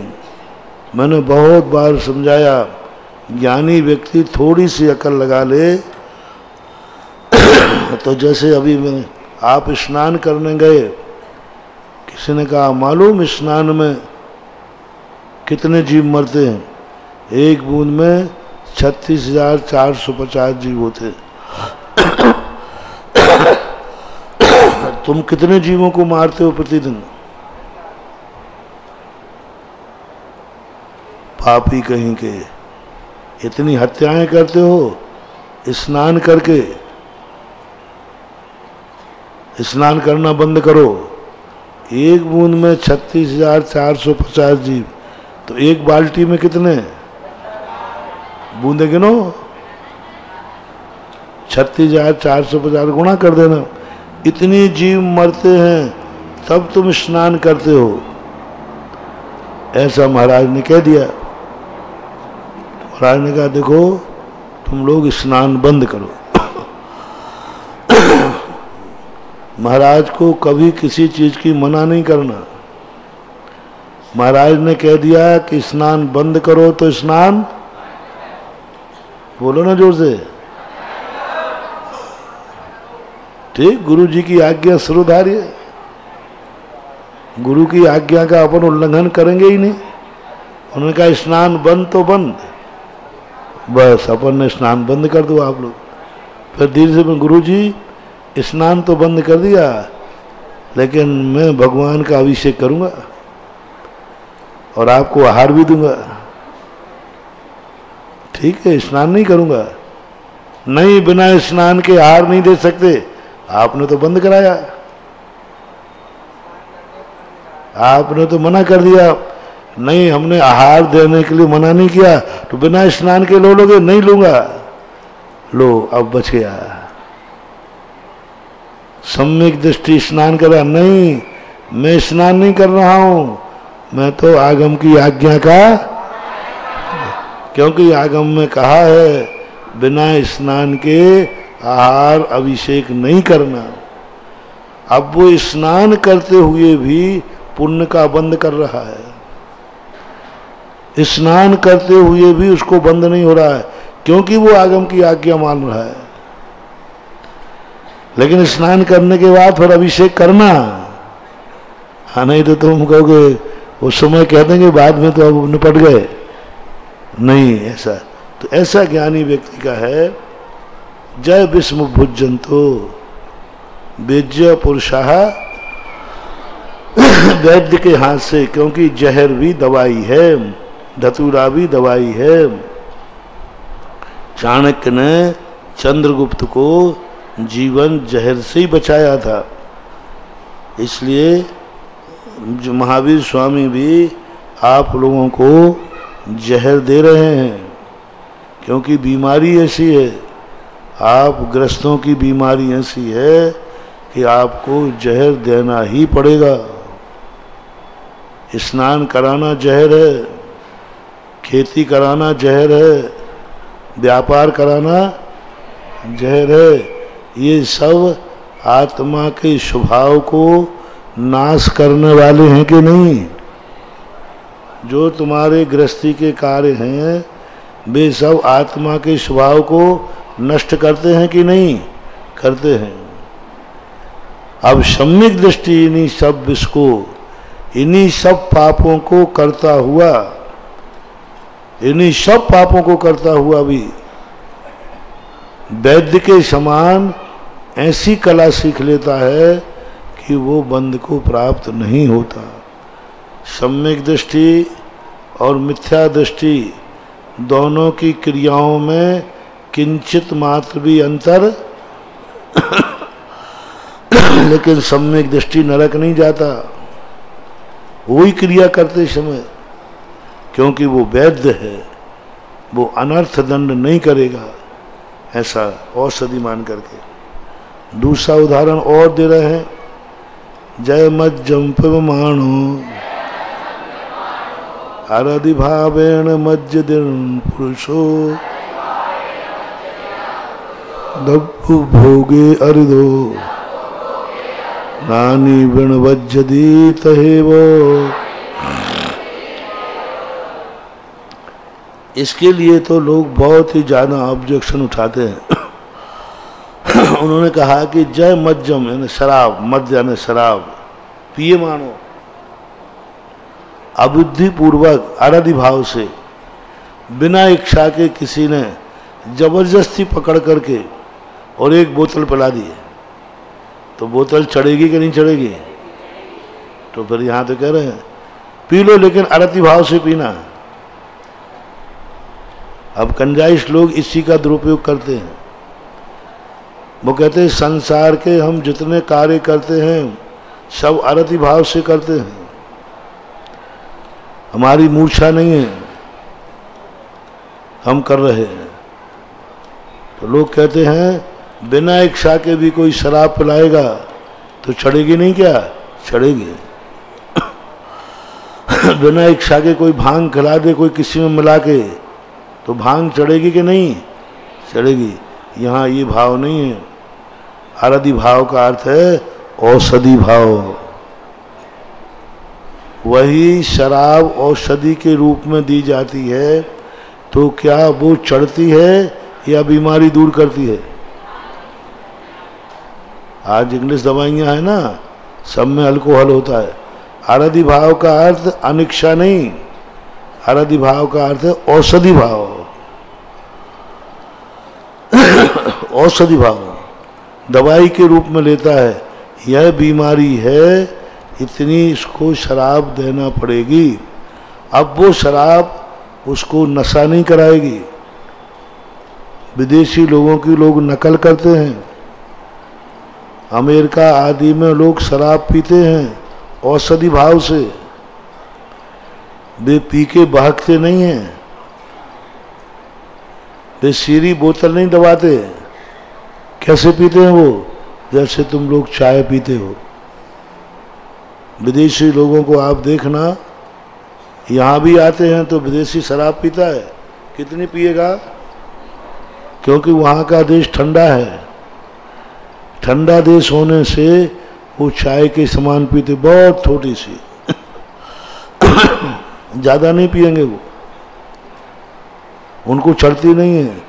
विदेशों में लोग सबसे ज़्यादा शराब विदेश में होती है, अमेरिका, ईरान, इराक, लेकिन वहाँ कोई भी नाली में नहीं पड़ता, कोई भी गाली गलौच नहीं करता, कोई अपने परिवार के सिर नहीं फोड़ता। और भारत में यहाँ सीधा पौआ पीता है, सीधा। यहाँ दवाई भाव से नहीं, अब यहाँ पीने की जरूरत ही नहीं है, यहाँ ऐसी ठंड पड़ती ही नहीं है। यहाँ पी रहा है नशे के लिए, इसलिए नशा चढ़ता है, और वहाँ पी रहे हैं औषधि के लिए। औषधि कभी नुकसानदायक नहीं है। अब एक कंजाइश लोग इस गाथा को जरूर बोलते हैं वो देखो, सम्यक दृष्टि ये गाथाएं उनकी फेवरेट गाथाएं तीनों। निर्जराधिकार की ये 3-4 गाथाएं हैं, उनकी महत्वपूर्ण हैं। आरती भाव से बिना इच्छा के सब पाप करते जाओ, कोई तुम्हें बंद नहीं होगा। यहाँ आरती भाव का अर्थ अनिच्छा नहीं लेना और सदी भाव लेना। अब देख लो तुम्हारे लिए बीमारी कितनी है, आपको बीमारी ठीक करना है, दवाई लेना है या शौक मौज मस्ती करना है, ऐसा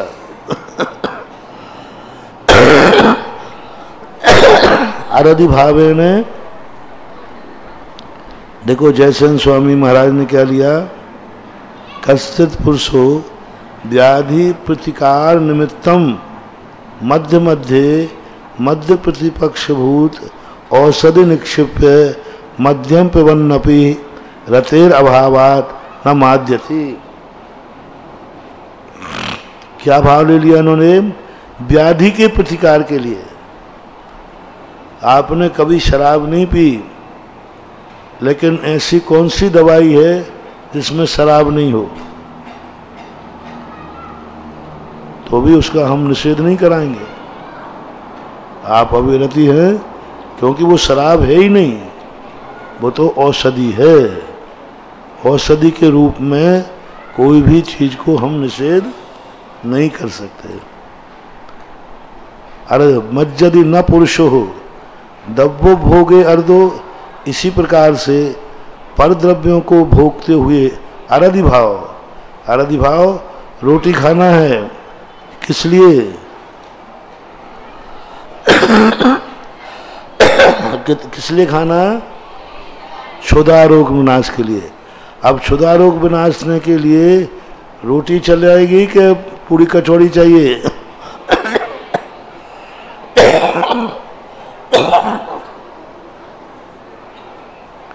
जब रोटी से भूख दूर हो रही है तो पूरी कचौड़ी क्यों? यानी शौक भाव आ गया। और ज्ञानी क्या कहेगा? ले तप बढ़ावन हेतु नहीं तन पोष दे तज। बस भूख मिटाना थी, क्योंकि भूख रूपी व्याधि थी, इसको मिटाना थी। जैसे बने तैसे, इसे गर्त पूर्ण शब्द किया हमारे यहाँ। जैसे गड्ढे को भरा जाता है, किससे भरना गड्ढे को? जैसे हो गड्ढा भरो, ऐसे ही पेट भरना है, क्योंकि भूख रोग है। तो फिर हमें नानी भी नबज्जदित है, वो ज्ञानी को भी बंद नहीं होता है। जैसे बीमार आदमी को यदि वो दवाई की मात्रा में लेता है तो शराब नहीं चढ़ती है। सेवन तो विन सेवदी असेव माणो विसेव गो को भी पगरण छेठा कस्सवी नय पाय रणोत्रितोषो होदी। बहुत अच्छा है। सेवन तो भी न सेवदी, सेवन करता हुआ भी सेवक नहीं है। हमने कहा ना, हिंसा करता हुआ भी हिंसक नहीं है, झूठ बोलता हुआ भी झूठ नहीं है, चोर होकर के भी चोर नहीं है, इंद्रियों के विषयों को ग्रहण करते हुए भी विषयी नहीं है, परिग्रह को ग्रहण करता हुआ भी परिग्रही नहीं है। सेवन तो बिना सेवदी, क्यों? असेव मानो भी सेवको होदी। और जो सेवन नहीं कर रहा है वो सेवक है। जैसे प्रकरण छेठा कस्सबी, प्रकरण यानी प्रकरण छेठा, किसी प्रकरण की निमित्त से चेष्टा की जा रही है और उसके कस्सबी नए पाए रणोतिशो, प्रकरण के लिए कुछ भी होने वाला नहीं है। जैसे अपन ने अभी उदाहरण दिया था सुअर का, कि उसको अभिप्राय था मुनिराज को बचाना, तो उसको बंद नहीं हुआ। दूसरी बात है कि उदाहरण टीकाकार लोग देते हैं विवाह में जितने कार्य किए जा रहे हैं सबका बंद दूल्हा राजा को होता है, पगरेत, क्योंकि किसके निमित्त से किया गया। और दूल्हा राजा ने 3 दिन में एक गिलास भी नहीं उठाया, कुछ किया ही नहीं, कुछ भी नहीं किया, लेकिन पूरा का पूरा बंद किसको होगा? हाँ किसके निमित्त से किया गया, बस ये है, किसने किया है ये महत्वपूर्ण नहीं है, किसके निमित्त से किया गया। नहीं तो ये बड़े बड़े सेठ लोग तो बच जाएंगे, क्योंकि वो तो गद्दी पे बैठे रहते, बोले साहब हम कोई भी हिंसा नहीं करते हैं, हमारे हिंसा का काम ही नहीं, बस 4 ठोर फोन रखे हैं, सीधा एक फोन किया कलकत्ता से 10 ट्रक भर के बॉम्बे भेज दो। नौकरों ने 10 ट्रक भरे बॉम्बे भेज दिए, ड्राइवर ले गया। सेठ जी को क्या किया सेठ जी ने? लेकिन उस 10 ट्रकों में जो हिंसा होगी उसका जिम्मेवार कौन? ड्राइवर नहीं, नौकर नहीं। सेठ जी कहते मैंने तो कुछ किया ही नहीं, लेकिन दोष का भागी सेठ माना जाएगा। सेवन तो भी न सेवदी, ड्राइवर नौकर सेवन किया, उसके द्वारा मरा है जीव, लेकिन वो हत्यारा नहीं है, हत्यारा सेठ जी माने जाएंगे। जिसके प्रकरण से चेष्टा की जाती है वही प्रकरण वाला बंधक होता है। नए पाए रणोत्तिसो हो हिदी, जो प्रकरण नहीं है उसको बंद नहीं होता, यानी जिसको निमित्त नहीं बनाया गया। इसलिए महावीर स्वामी ने हम लोगों से कहा, तुम्हारे निमित्त से इन्होंने कोई चीज़ बनाई हो, तुम्हें पता चल जाए, वो चीज़ हम नहीं लेंगे। क्यों नहीं लेंगे? क्योंकि उसके बनाने में जो हिंसा हुई है उसका भागीदार मैं हूँ। आप लोग बड़े, जब हम कोई चीज़ नहीं लेते ना, अरे महाराज ये तो लेना ही है, हमने आपके लिए तो स्पेशल लेके आए हैं, बस गया काम से। अब नहीं ले सकता, वैसे तो ले ही लेता, लेकिन महाराज जी ये चीज़ तो हम विशेष रूप से आज हमने बनाई है, विशेष रूप से आपके लिए लाए हैं, नहीं ले सकता। यही कहा था, तुम उसके भागीदार मत बनो, ऐसा। पुग्गल कम्मम को हो तस्य विभागोदयो हवदियेशो नदुयेश मज्ज भावो जानग भावो दुअहमिको। पुग्गल कम्मम को हो, क्रोध क्या है? पुद्गल कर्म है। तस्य वागोदयो हवदियेषु, वो विभाग के रूप में उदय में होता है, ऐसा न तो ये समझ भावो। जब ये पुद्गल कर्म है, कैसे कर्मों को, कर्म के उदय में समता भाव कैसे ला रहे हैं, कितनी कुशलता से अपन को सिखा रहे हैं महाराज कि कर्म का उदय है, हम कैसे समता भाव धारण करें, कैसे समता भाव धारण करें। तो उस समय चिंतन करो, कौन कह रहा है तुम क्रोध करो, कौन कह रहा है, बोलो, कौन कह रहा है तुम क्रोध करो। क्रोध कर्म। कौन कह रहा है तुम रो, असाता कर्म। तो जिस किसी की बात मान लेते हो तुम लोग, जिस किसी की बात मान लेते हो, कौन कह रहा है, कुंद कुंद स्वामी कहते, बोले पुद्गल कर्म कह रहा है। क्रोध कर्म का उदय आ गया ना, और निमित्त भी क्रोध का आ गया। कौन दे रहा है गाली कौन दे रहा है, कौन कह रहा है क्रोध करो, क्रोध कर्म। तो आचार्य कहते हैं क्रोध कर्म क्या है, जीव है कि पुद्गल है, पुद्गल है, स्वयं है कि पर है। तू पर की बात क्यों मान रहा है, तू पर की बात क्यों मान रहा है। इसी का नाम तो दुर्योधन है। माँ की बात तो माने नहीं, तब माँ ने कहा कि तू वस्त्र उतार के आ जा, मैं तुझे अमर कर दूंगी। तो रास्ते में क्या हो गया, कृष्ण जी ने पड़ा दी पार्टी। माँ ने कहा मूर्ख, तूने किसकी बात मानी, किसने कहा था। बोले बीच में मधुसूदन मिल गए थे, त्रिभंगी लाल। माँ कहती है कैसा मूर्ख है तू, किसकी बात मान रहा है। मैं तेरी माँ हूँ, मेरी बात तो तूने मानी नहीं, दुश्मन का सारथी उसकी बात मान ली। इसलिए दुर्योधन का जब जन्म हुआ था तो माँ कहती अब पता चला गधा बोला था।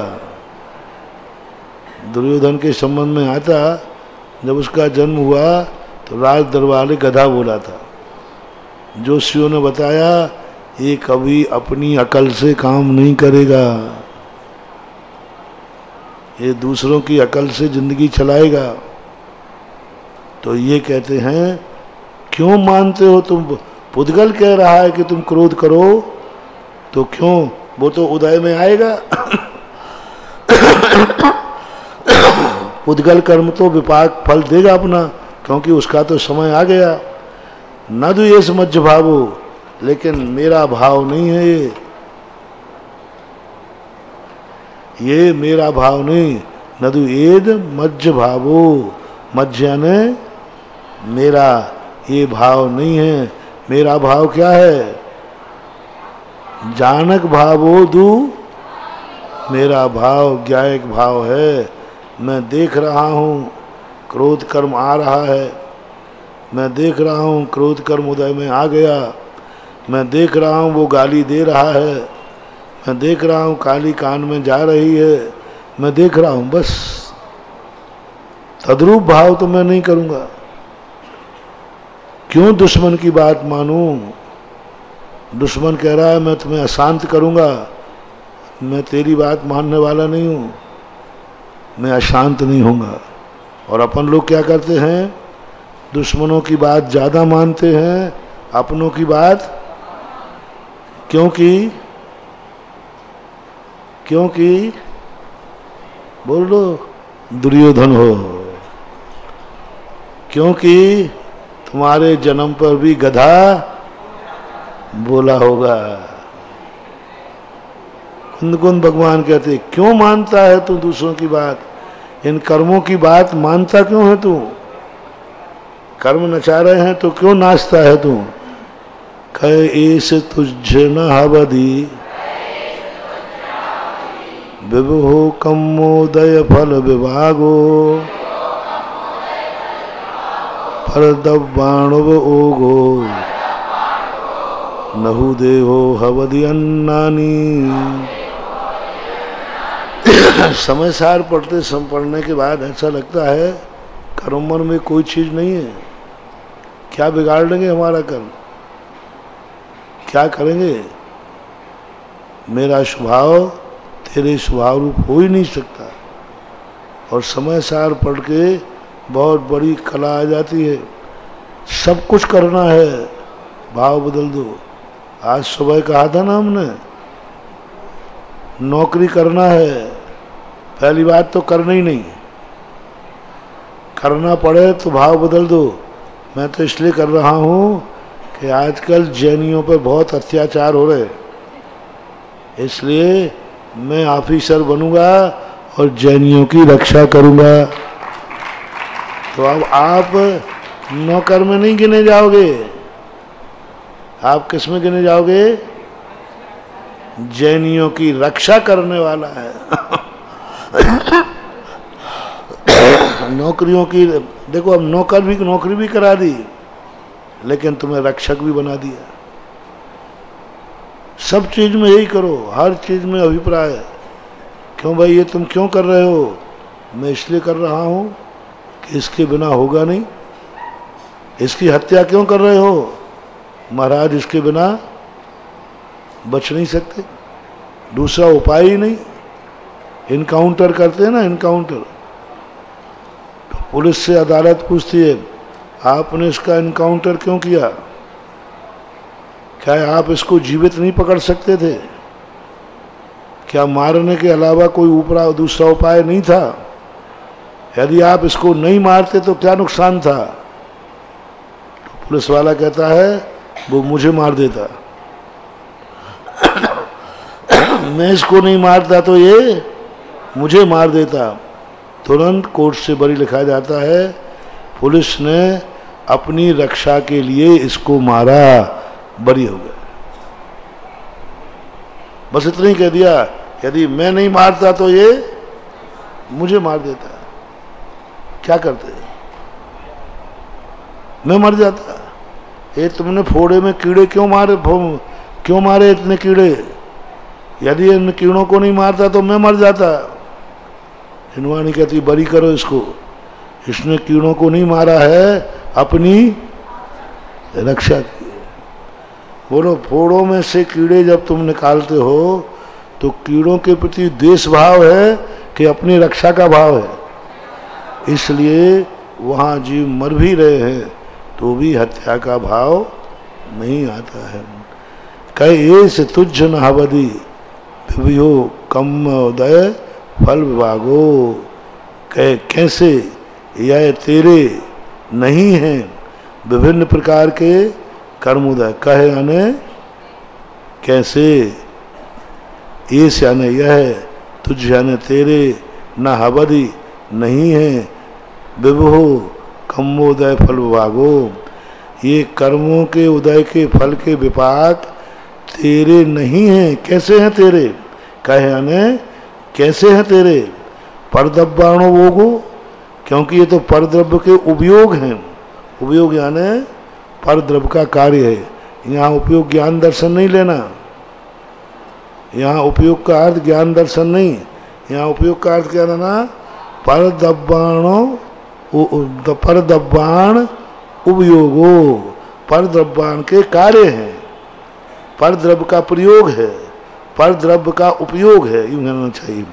नहु देहो हवदि अन्नानी, और यह देव ही नहु देहो हवदि अन्नानी। यदि तुम ऐसा मानते हो तो अज्ञानी हो।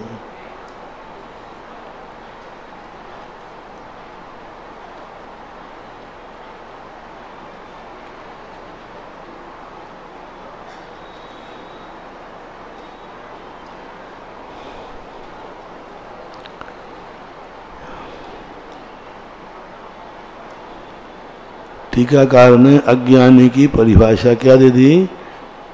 देहो हवदि अन्नानी, ये तेरे नहीं है क्योंकि देह आदि अज्ञानी हैं। यही लिया ना।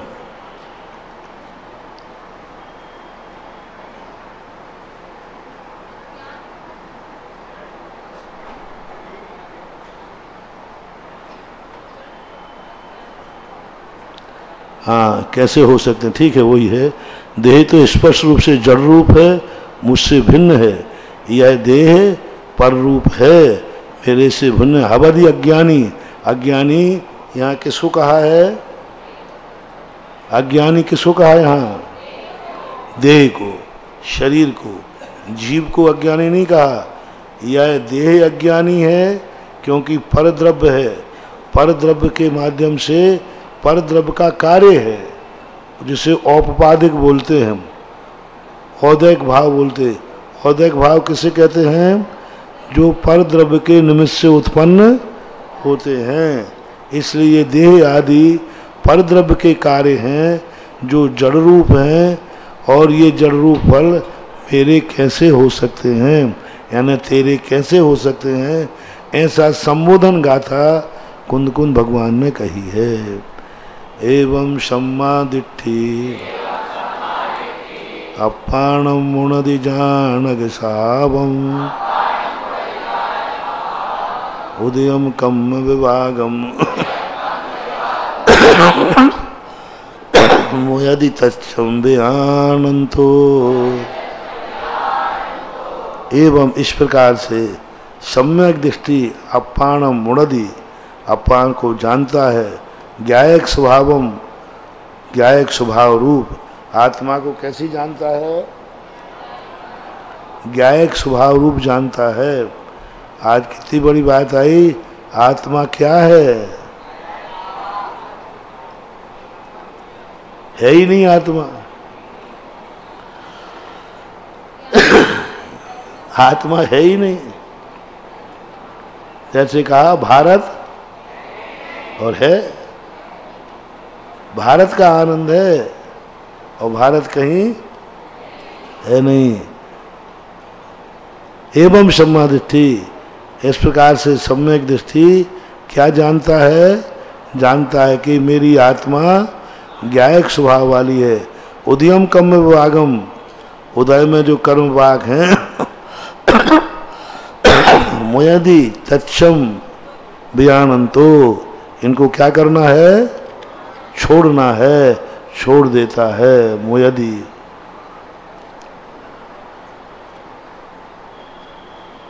मुंचति, ऐसा मान करके छोड़ देता है, क्योंकि ये कर्मों के उदय हैं और कर्म मेरा नहीं है, ऐसा जान करके, तत्सम ऐसा जान करके मुयदि उनको त्याग देता है।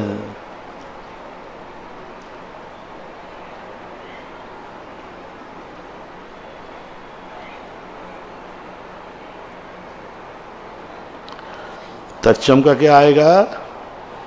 तत्, हाँ, तत् शब्द है वो, तद यानी उनको जान करके छोड़ देता है। तत्सम तत्व नहीं है, तत् चा, उनको छोड़ देता है ऐसा। उदय विभागो विभो कम्माणम वर्ण दो जन बरेहिम नदुते मज्ज सहावा जानक भावो दुअहम को। उदय विभागो विभो कम्माणम वर्ण दो जिन बरेहिम, उदय आने पर नाना प्रकार का फल देते हैं। कौन? कर्म। ऐसा किसने वर्णन किया? वर्ण दो जिन बरेही, जिनंद भगवान। नदुते मज्ज सहावा, यह बे नियम से मेरे स्वभाव नहीं है। ना दू ते, ते यानी बे, कौन से? कर्म। दू यानी नियम से, मज्ज यानी मेरे स्वभाव ना नहीं है। जानक भावो दू को, मेरा एक ही भाव है, ज्ञायक भाव। अब देखो तत्वार सूत्र में कितने भाव कहे? 5 भाव। और यहाँ क्या कहा? मात्र एक भाव ही मेरा है, वो है ज्ञायक भाव। परमाणु मित्तम पीयु रागादीनम तु विज्यते जस्य नविशो जानदी अप्पा नयम तु सवाग मदरोबी। अब देखो कितनी अच्छी बात कह रहे हैं, कहाँ लोग एक भटक जाते हैं। परमाणु मित्यम्पि, परमाणु मात्र यानी लेस मात्र। परमाणु का अर्थ कोई परमाणु नहीं होता, कहने में आता है थोड़ा भी नहीं, मना कभी ना। परमाणु मात्र यानी लेस मात्र भी रागादीनम विजदे जस्य, थोड़ा सा भी राग भाव विद्यमान है, जस्य यानी जिसके, नविशो जान दी अप्पा, वह आत्मा को नहीं जानता है। अयम तो सब्बाग, भली वो वह सर्व आगम को धारण करना, सब्बाग आगम धरोपी, सर्व आगम धरोपी, संपूर्ण आगम को धारण करने वाला क्यों ना हो। अब इसमें सब आ गए। अभव्य भी द्वादशांग का पाठ ही होता है देव पर्याय में। देव पर्याय में अभद्रों को, अभव्यों को द्वादशांग का ज्ञान होता है। यहाँ भी मिथ्या दृष्टि को भी 11 अंग और 9 पूर्वों का 10वें पूर्व का ज्ञान हो जाता है। भिन्न 10 पूर्वी इतना ज्ञानी होकर के भी यदि परमाणु मात्र से रागादीनम, आदि शब्द यानी द्वेष भी, राग द्वेष भाव यदि बैठा हुआ है, वह आत्मा को जानने वाला नहीं है। अब इस पंक्ति से क्या लगा रहे हैं, 11वें गुण स्थान से ऊपर परमाणु मित्रम्पि, और कंजाई श्लोक क्या लगाते हैं, अनंतानुबंधी संबंधी राग। अनंतानुबंधन संबंधी थोड़ा सा भी राग है तो आत्मा को नहीं जानता। अब इसमें अनंतानुबंधी कहाँ का है, सब पंडित ही लगाते प्राय एकांत मत के वाले। नविशो जान दी अप्पा, वो आत्मा को नहीं जानता। अप्पाणमयानंतो अनापयम छाविशोयानंतो कहोदि सम्य दिट्ठी जीवा जीवे अयानंतो। और जो अपाणम अयानंतो, जो आत्मा का अजानन काल है, नहीं जानता है। अनपयम चावी सोयानंतो, वो अनात्मा को भी नहीं जानता। जो एगम जान दी सो सबम जान दी, और जो आत्मा को नहीं जानता है वो अनात्मा को भी नहीं जानता है। क्योंकि जो अस्थि को नहीं जानता वो नास्ति को नहीं जानता, जो नास्ति को नहीं जानता वो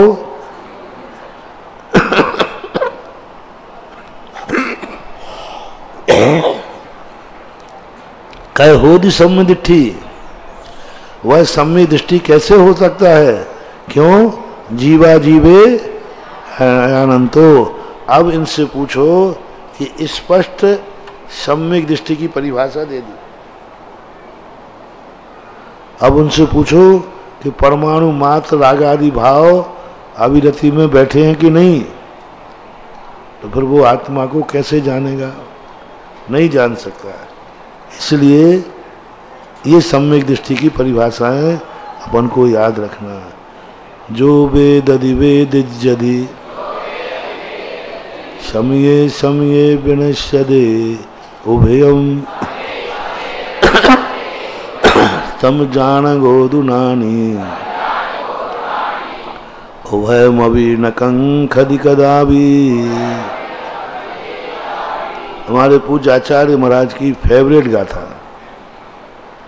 इसी गाथा पर हम सब लोगों को विकल्प दूर करा देते हैं। किसी ने कुछ कह दिया, उसने ऐसा कह दिया, उसने ऐसा कह दिया, अरे जिसने कहा था वो तो मर गया। जो वेद अधिवेद इज्जदी, जिसने गाली दी थी वो तो चला गया, और जिसको दी थी वो भी, क्योंकि प्रति समय व्यक्ति नाना प्रकार की पर्यायें कर रहा है। समय समय बनसदे हुयम, समय समय में दोनों प्रकार के मिट जाते हैं। हम लोग समझ जाते हैं, जैसे कल किसी को आचार्य ने डांट दिया और या दो शिष्यों में कोई हो गई तकरार, तो दूसरे दिन आचार्य के पास हम लोग आचार्य भक्ति को जाएंगे तो कल डांट पड़ी थी, अब वो सीधे तो पुचकारेंगे नहीं, क्योंकि वे गुरु हैं, बाप तो है नहीं कि बेटा ठीक है पुचकारिया, कल गुस्सा में आ गया था, मैंने डांट दिया था, अरे पूतरा हैं। गुरु महाराज ऐसे नहीं, तो वो क्या करते हैं, दूसरे दिन जाते हम लोग भक्ति को पहुंचेंगे तो आचार्य से ये गाथा पढ़ते मिलेंगे, जो वेद अधिवेद जदि समय समय विनसदेवयम तुम जान गोदु नानी। हम लोग समझ जाते हैं ये मरम पट्टी लगाई जा रही है। क्या कह रहे हैं, जो हो गया उसको क्यों ध्यान में रख रहा है, वो तो हो चुका, मिट चुका। पुरानी बातों को याद रख करके क्यों अपना समय खराब कर रहा है। गड़े मुर्दे उखाड़ने वाली बात है ना, गड़े मुर्दे क्यों। 90% लोग अतीत की बातों को लेकर के कसाई होते हैं, वर्तमान में कुछ नहीं, कल उसने ये कहा था, परसों ये कहा था, कहने वाला खत्म हो गया, जिसको कहा था वो भी अब खत्म हो गया। अपन को ऐसे परिणाम, कोई घटना अशुभ घट जाए तो ये गाथा जरूर याद करना चाहिए, हो गया, भूलो, जो होना था हो गया। अरे महाराज ये बहुत बुरा हुआ, अच्छा नहीं हुआ, हो गया ना, अब वो तो हो ही गया। अभी नहीं हुआ हो तो अपन बचने का उपाय करें, वो तो हो चुका, और जो हो चुका उसके लिए सांप निकल गया, वकील को पीटने से कोई फायदा नहीं है। समता भाव के लिए सबसे अच्छी गाथा है, जो वेददी, जो वेदन करता है, वेदिज्यदि जिसको वेदा गया था, जैसे गाली दी मुझे तो मैं वेदन करने वाला हूँ, और गाली वेद्य है, वेदी गई है। समय समय बनस्पतिम, जो व्यक्ति अतीत की बातों को अपने दिमाग में रखता है वो व्यक्ति कभी सुखी हो ही नहीं सकता। जितनी बातें अतीत को भूलेगा व्यक्ति उतना ही ताकतवान होगा, ज्ञान का क्षयोपशम बढ़ेगा, प्रत्युत्त परिणमति होगा, पुण्य बढ़ेगा। हमारा पुण्य अपराध करने से नहीं घटता है, हमारा पुण्य झगड़ा करने से नहीं घटता है, हमारा पुण्य है उन कसायों को याद रखना। नेमीचंद महाराज ने कहा, क्रोध आ गया कोई बात नहीं, वासना काल मत बनने दो। क्रोध आ गया, वासना काल मत बनने दो, गांठ मत बांधो, अब भूल जाओ। वासना काल खतरनाक है। आज झगड़ा हो गया, आज मारपीट भी कर दी, कोई कुछ नहीं हो गया, लेकिन अब गांठ बांध ली, देख लूंगा अब मैं, मौका आने दो, ये है खतरनाक। जो व्यक्ति अपनी अतीत की हुई घटनाओं को जितना याद रखेगा उतना ही पुण्य का क्षय होगा। चामुंड राय ने चामुंड सार में बहुत अच्छी बात कही, किसी भी घटना को भूल जाओ, जितना घटा भूल जाओ और आगे का ध्यान रखो, तुम्हारे लिए बहुत पुण्य का बंद होगा। 90% लोग अपना कसाय उस पे करते हैं, सांप निकल गया, वकील को पीटते हैं। इस वकील को जिंदा नहीं रहने दूंगा। अब वकील क्या जिंदा नहीं रहने दूंगा?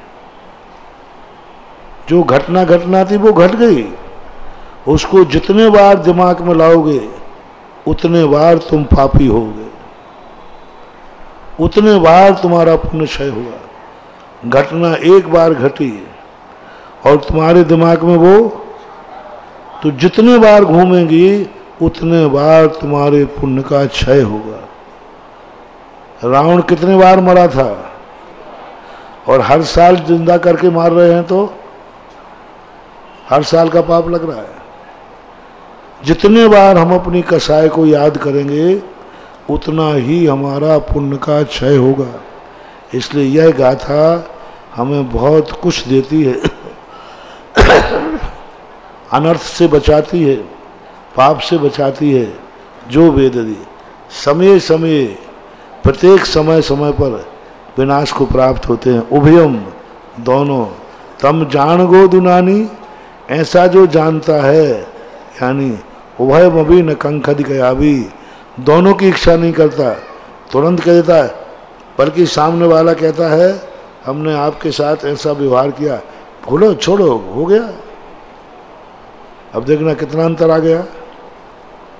सामने वाला उल्टा कह रहा है, साहब मैंने आपको गाली दी थी, तो ज्ञानी क्या कहेगा, छोड़ो मुझे तो याद भी नहीं है, तुम याद रखे हो, दी थी गाली, छोड़ो, दी थी ना, दे तो नहीं रहे, हाँ नहीं दे तो नहीं रहा हूं, अब तो नहीं दूंगा, तो दी थी ना, छोड़ो उसको।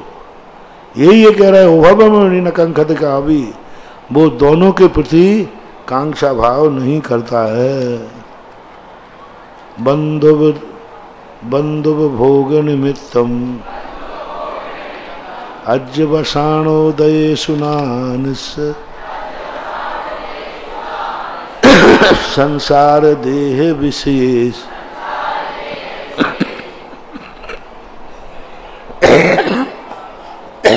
नेव उपज्यते रागो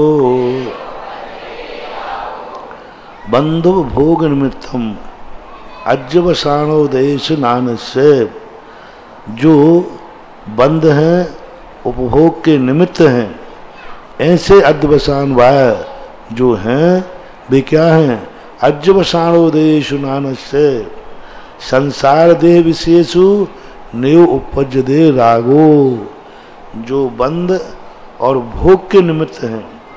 यहाँ भोग शब्द अलग अर्थ में आया है, जो पंच इंद्रियों के विषय, जो बंध के योग हैं, बंध उपभोग, बंध के कर्म के बंध के कारण, और उपभोग यानी नौ कर्म, बंध यानी कर्म और उपभोग यानी नौ कर्म के निमित्त हैं। कौन, अज्जवसाणोदेशु, अज्जवसान उदयों में, इनके उदय में जो अध्यवसान होते हैं, उससे क्या होता है, संसार देह विशेषु, वो जानता है ज्ञानी कि बंध और उपभोग के निमित्त से अध्यवसान भाव उदय होते हैं। और अध्यवसान भाव क्या कारण है, संसार देह विशेषु, इसलिए संसार देह और विषयों में नेव उपज्यते रागो नानस्य, ज्ञानी के राग द्वेष उत्पन्न नहीं करता। उपज्यते यानी करता, राग नहीं करता है किनमें, संसार देह विषयों में। क्यों, क्योंकि ये अध्यवसाय भाव हैं। और ये अध्यवसाय भाव क्यों हैं, क्योंकि ये बंध उपभोग के निमित्त से उत्पन्न हुए हैं। इस प्रकार से हो गए।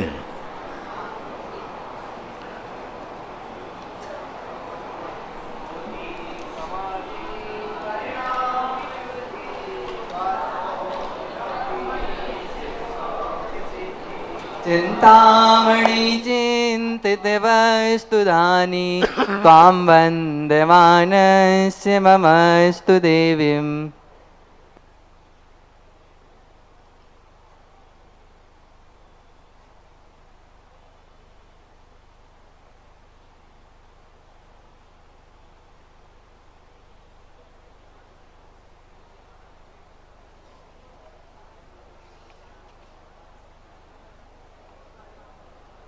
बोले द्वादशांगी जिनवाणी माता की। परमोपकारण मुनि पुंगव श्री सुधा सागर जी महाराज की, छल्ला गौरव श्री गंभीर सागर जी महाराज की।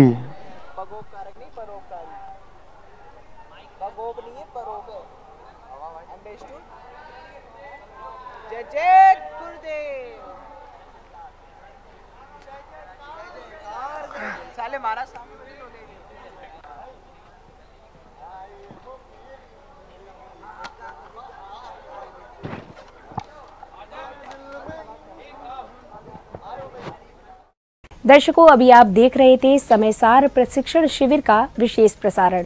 उत्तर प्रदेश की ऐतिहासिक नगरी आगरा के हरि पर्वत स्थित श्री महावीर दिगंबर जैन इंटर कॉलेज परिसर में आयोजित हो रहे इस प्रशिक्षण शिविर में देश भर के शिविरार्थी परम पूज्य तीर्थ चक्रवर्ती जगत पूज्य निर्यापक श्रमण मुनिपुंगव श्री 108 सुधा सागर जी महाराज सत्संग के पावन सानिध्य में समयसार ग्रंथ का अध्ययन कर धर्म लाभ तो अर्जित कर ही रहे हैं, साथ ही विभिन्न कार्यक्रमों में सहभागिता कर गुरु भक्ति का भी आनंद उठा रहे हैं। तो दर्शकों, आज के इस विशेष प्रसारण में बस इतना ही। अभी समय हो चला है आपसे विदा लेने का, तो दीजिए मुझे आज्ञा और आप देखते रहिए जिनवाड़ी चैनल। जय जिनेंद्र। इस कार्यक्रम के पुण्यार्जक थे श्री दिगंबर जैन धर्म प्रभावना समिति आगरा, श्री दिगंबर जैन लोकोदय तीर्थ क्षेत्र ट्रस्ट रजिस्टर्ड आगरा, श्रीमान नंद किशोर श्रीमती शांता देवी जैन पहाड़िया, पुत्र पुत्रवधु प्रमोद नीना जैन, सुनील निशा जैन, पौत्र पौत्रवधु अंकित इति जैन, पौत्र अक्षत जैन, प्रपौत्र प्रपौत्री आद्विक जैन, आन्या जैन एवं समस्त पहाड़िया परिवार, Jaipur Rajasthan. Firm ARL Infratech limited, Akshat apartments private limited.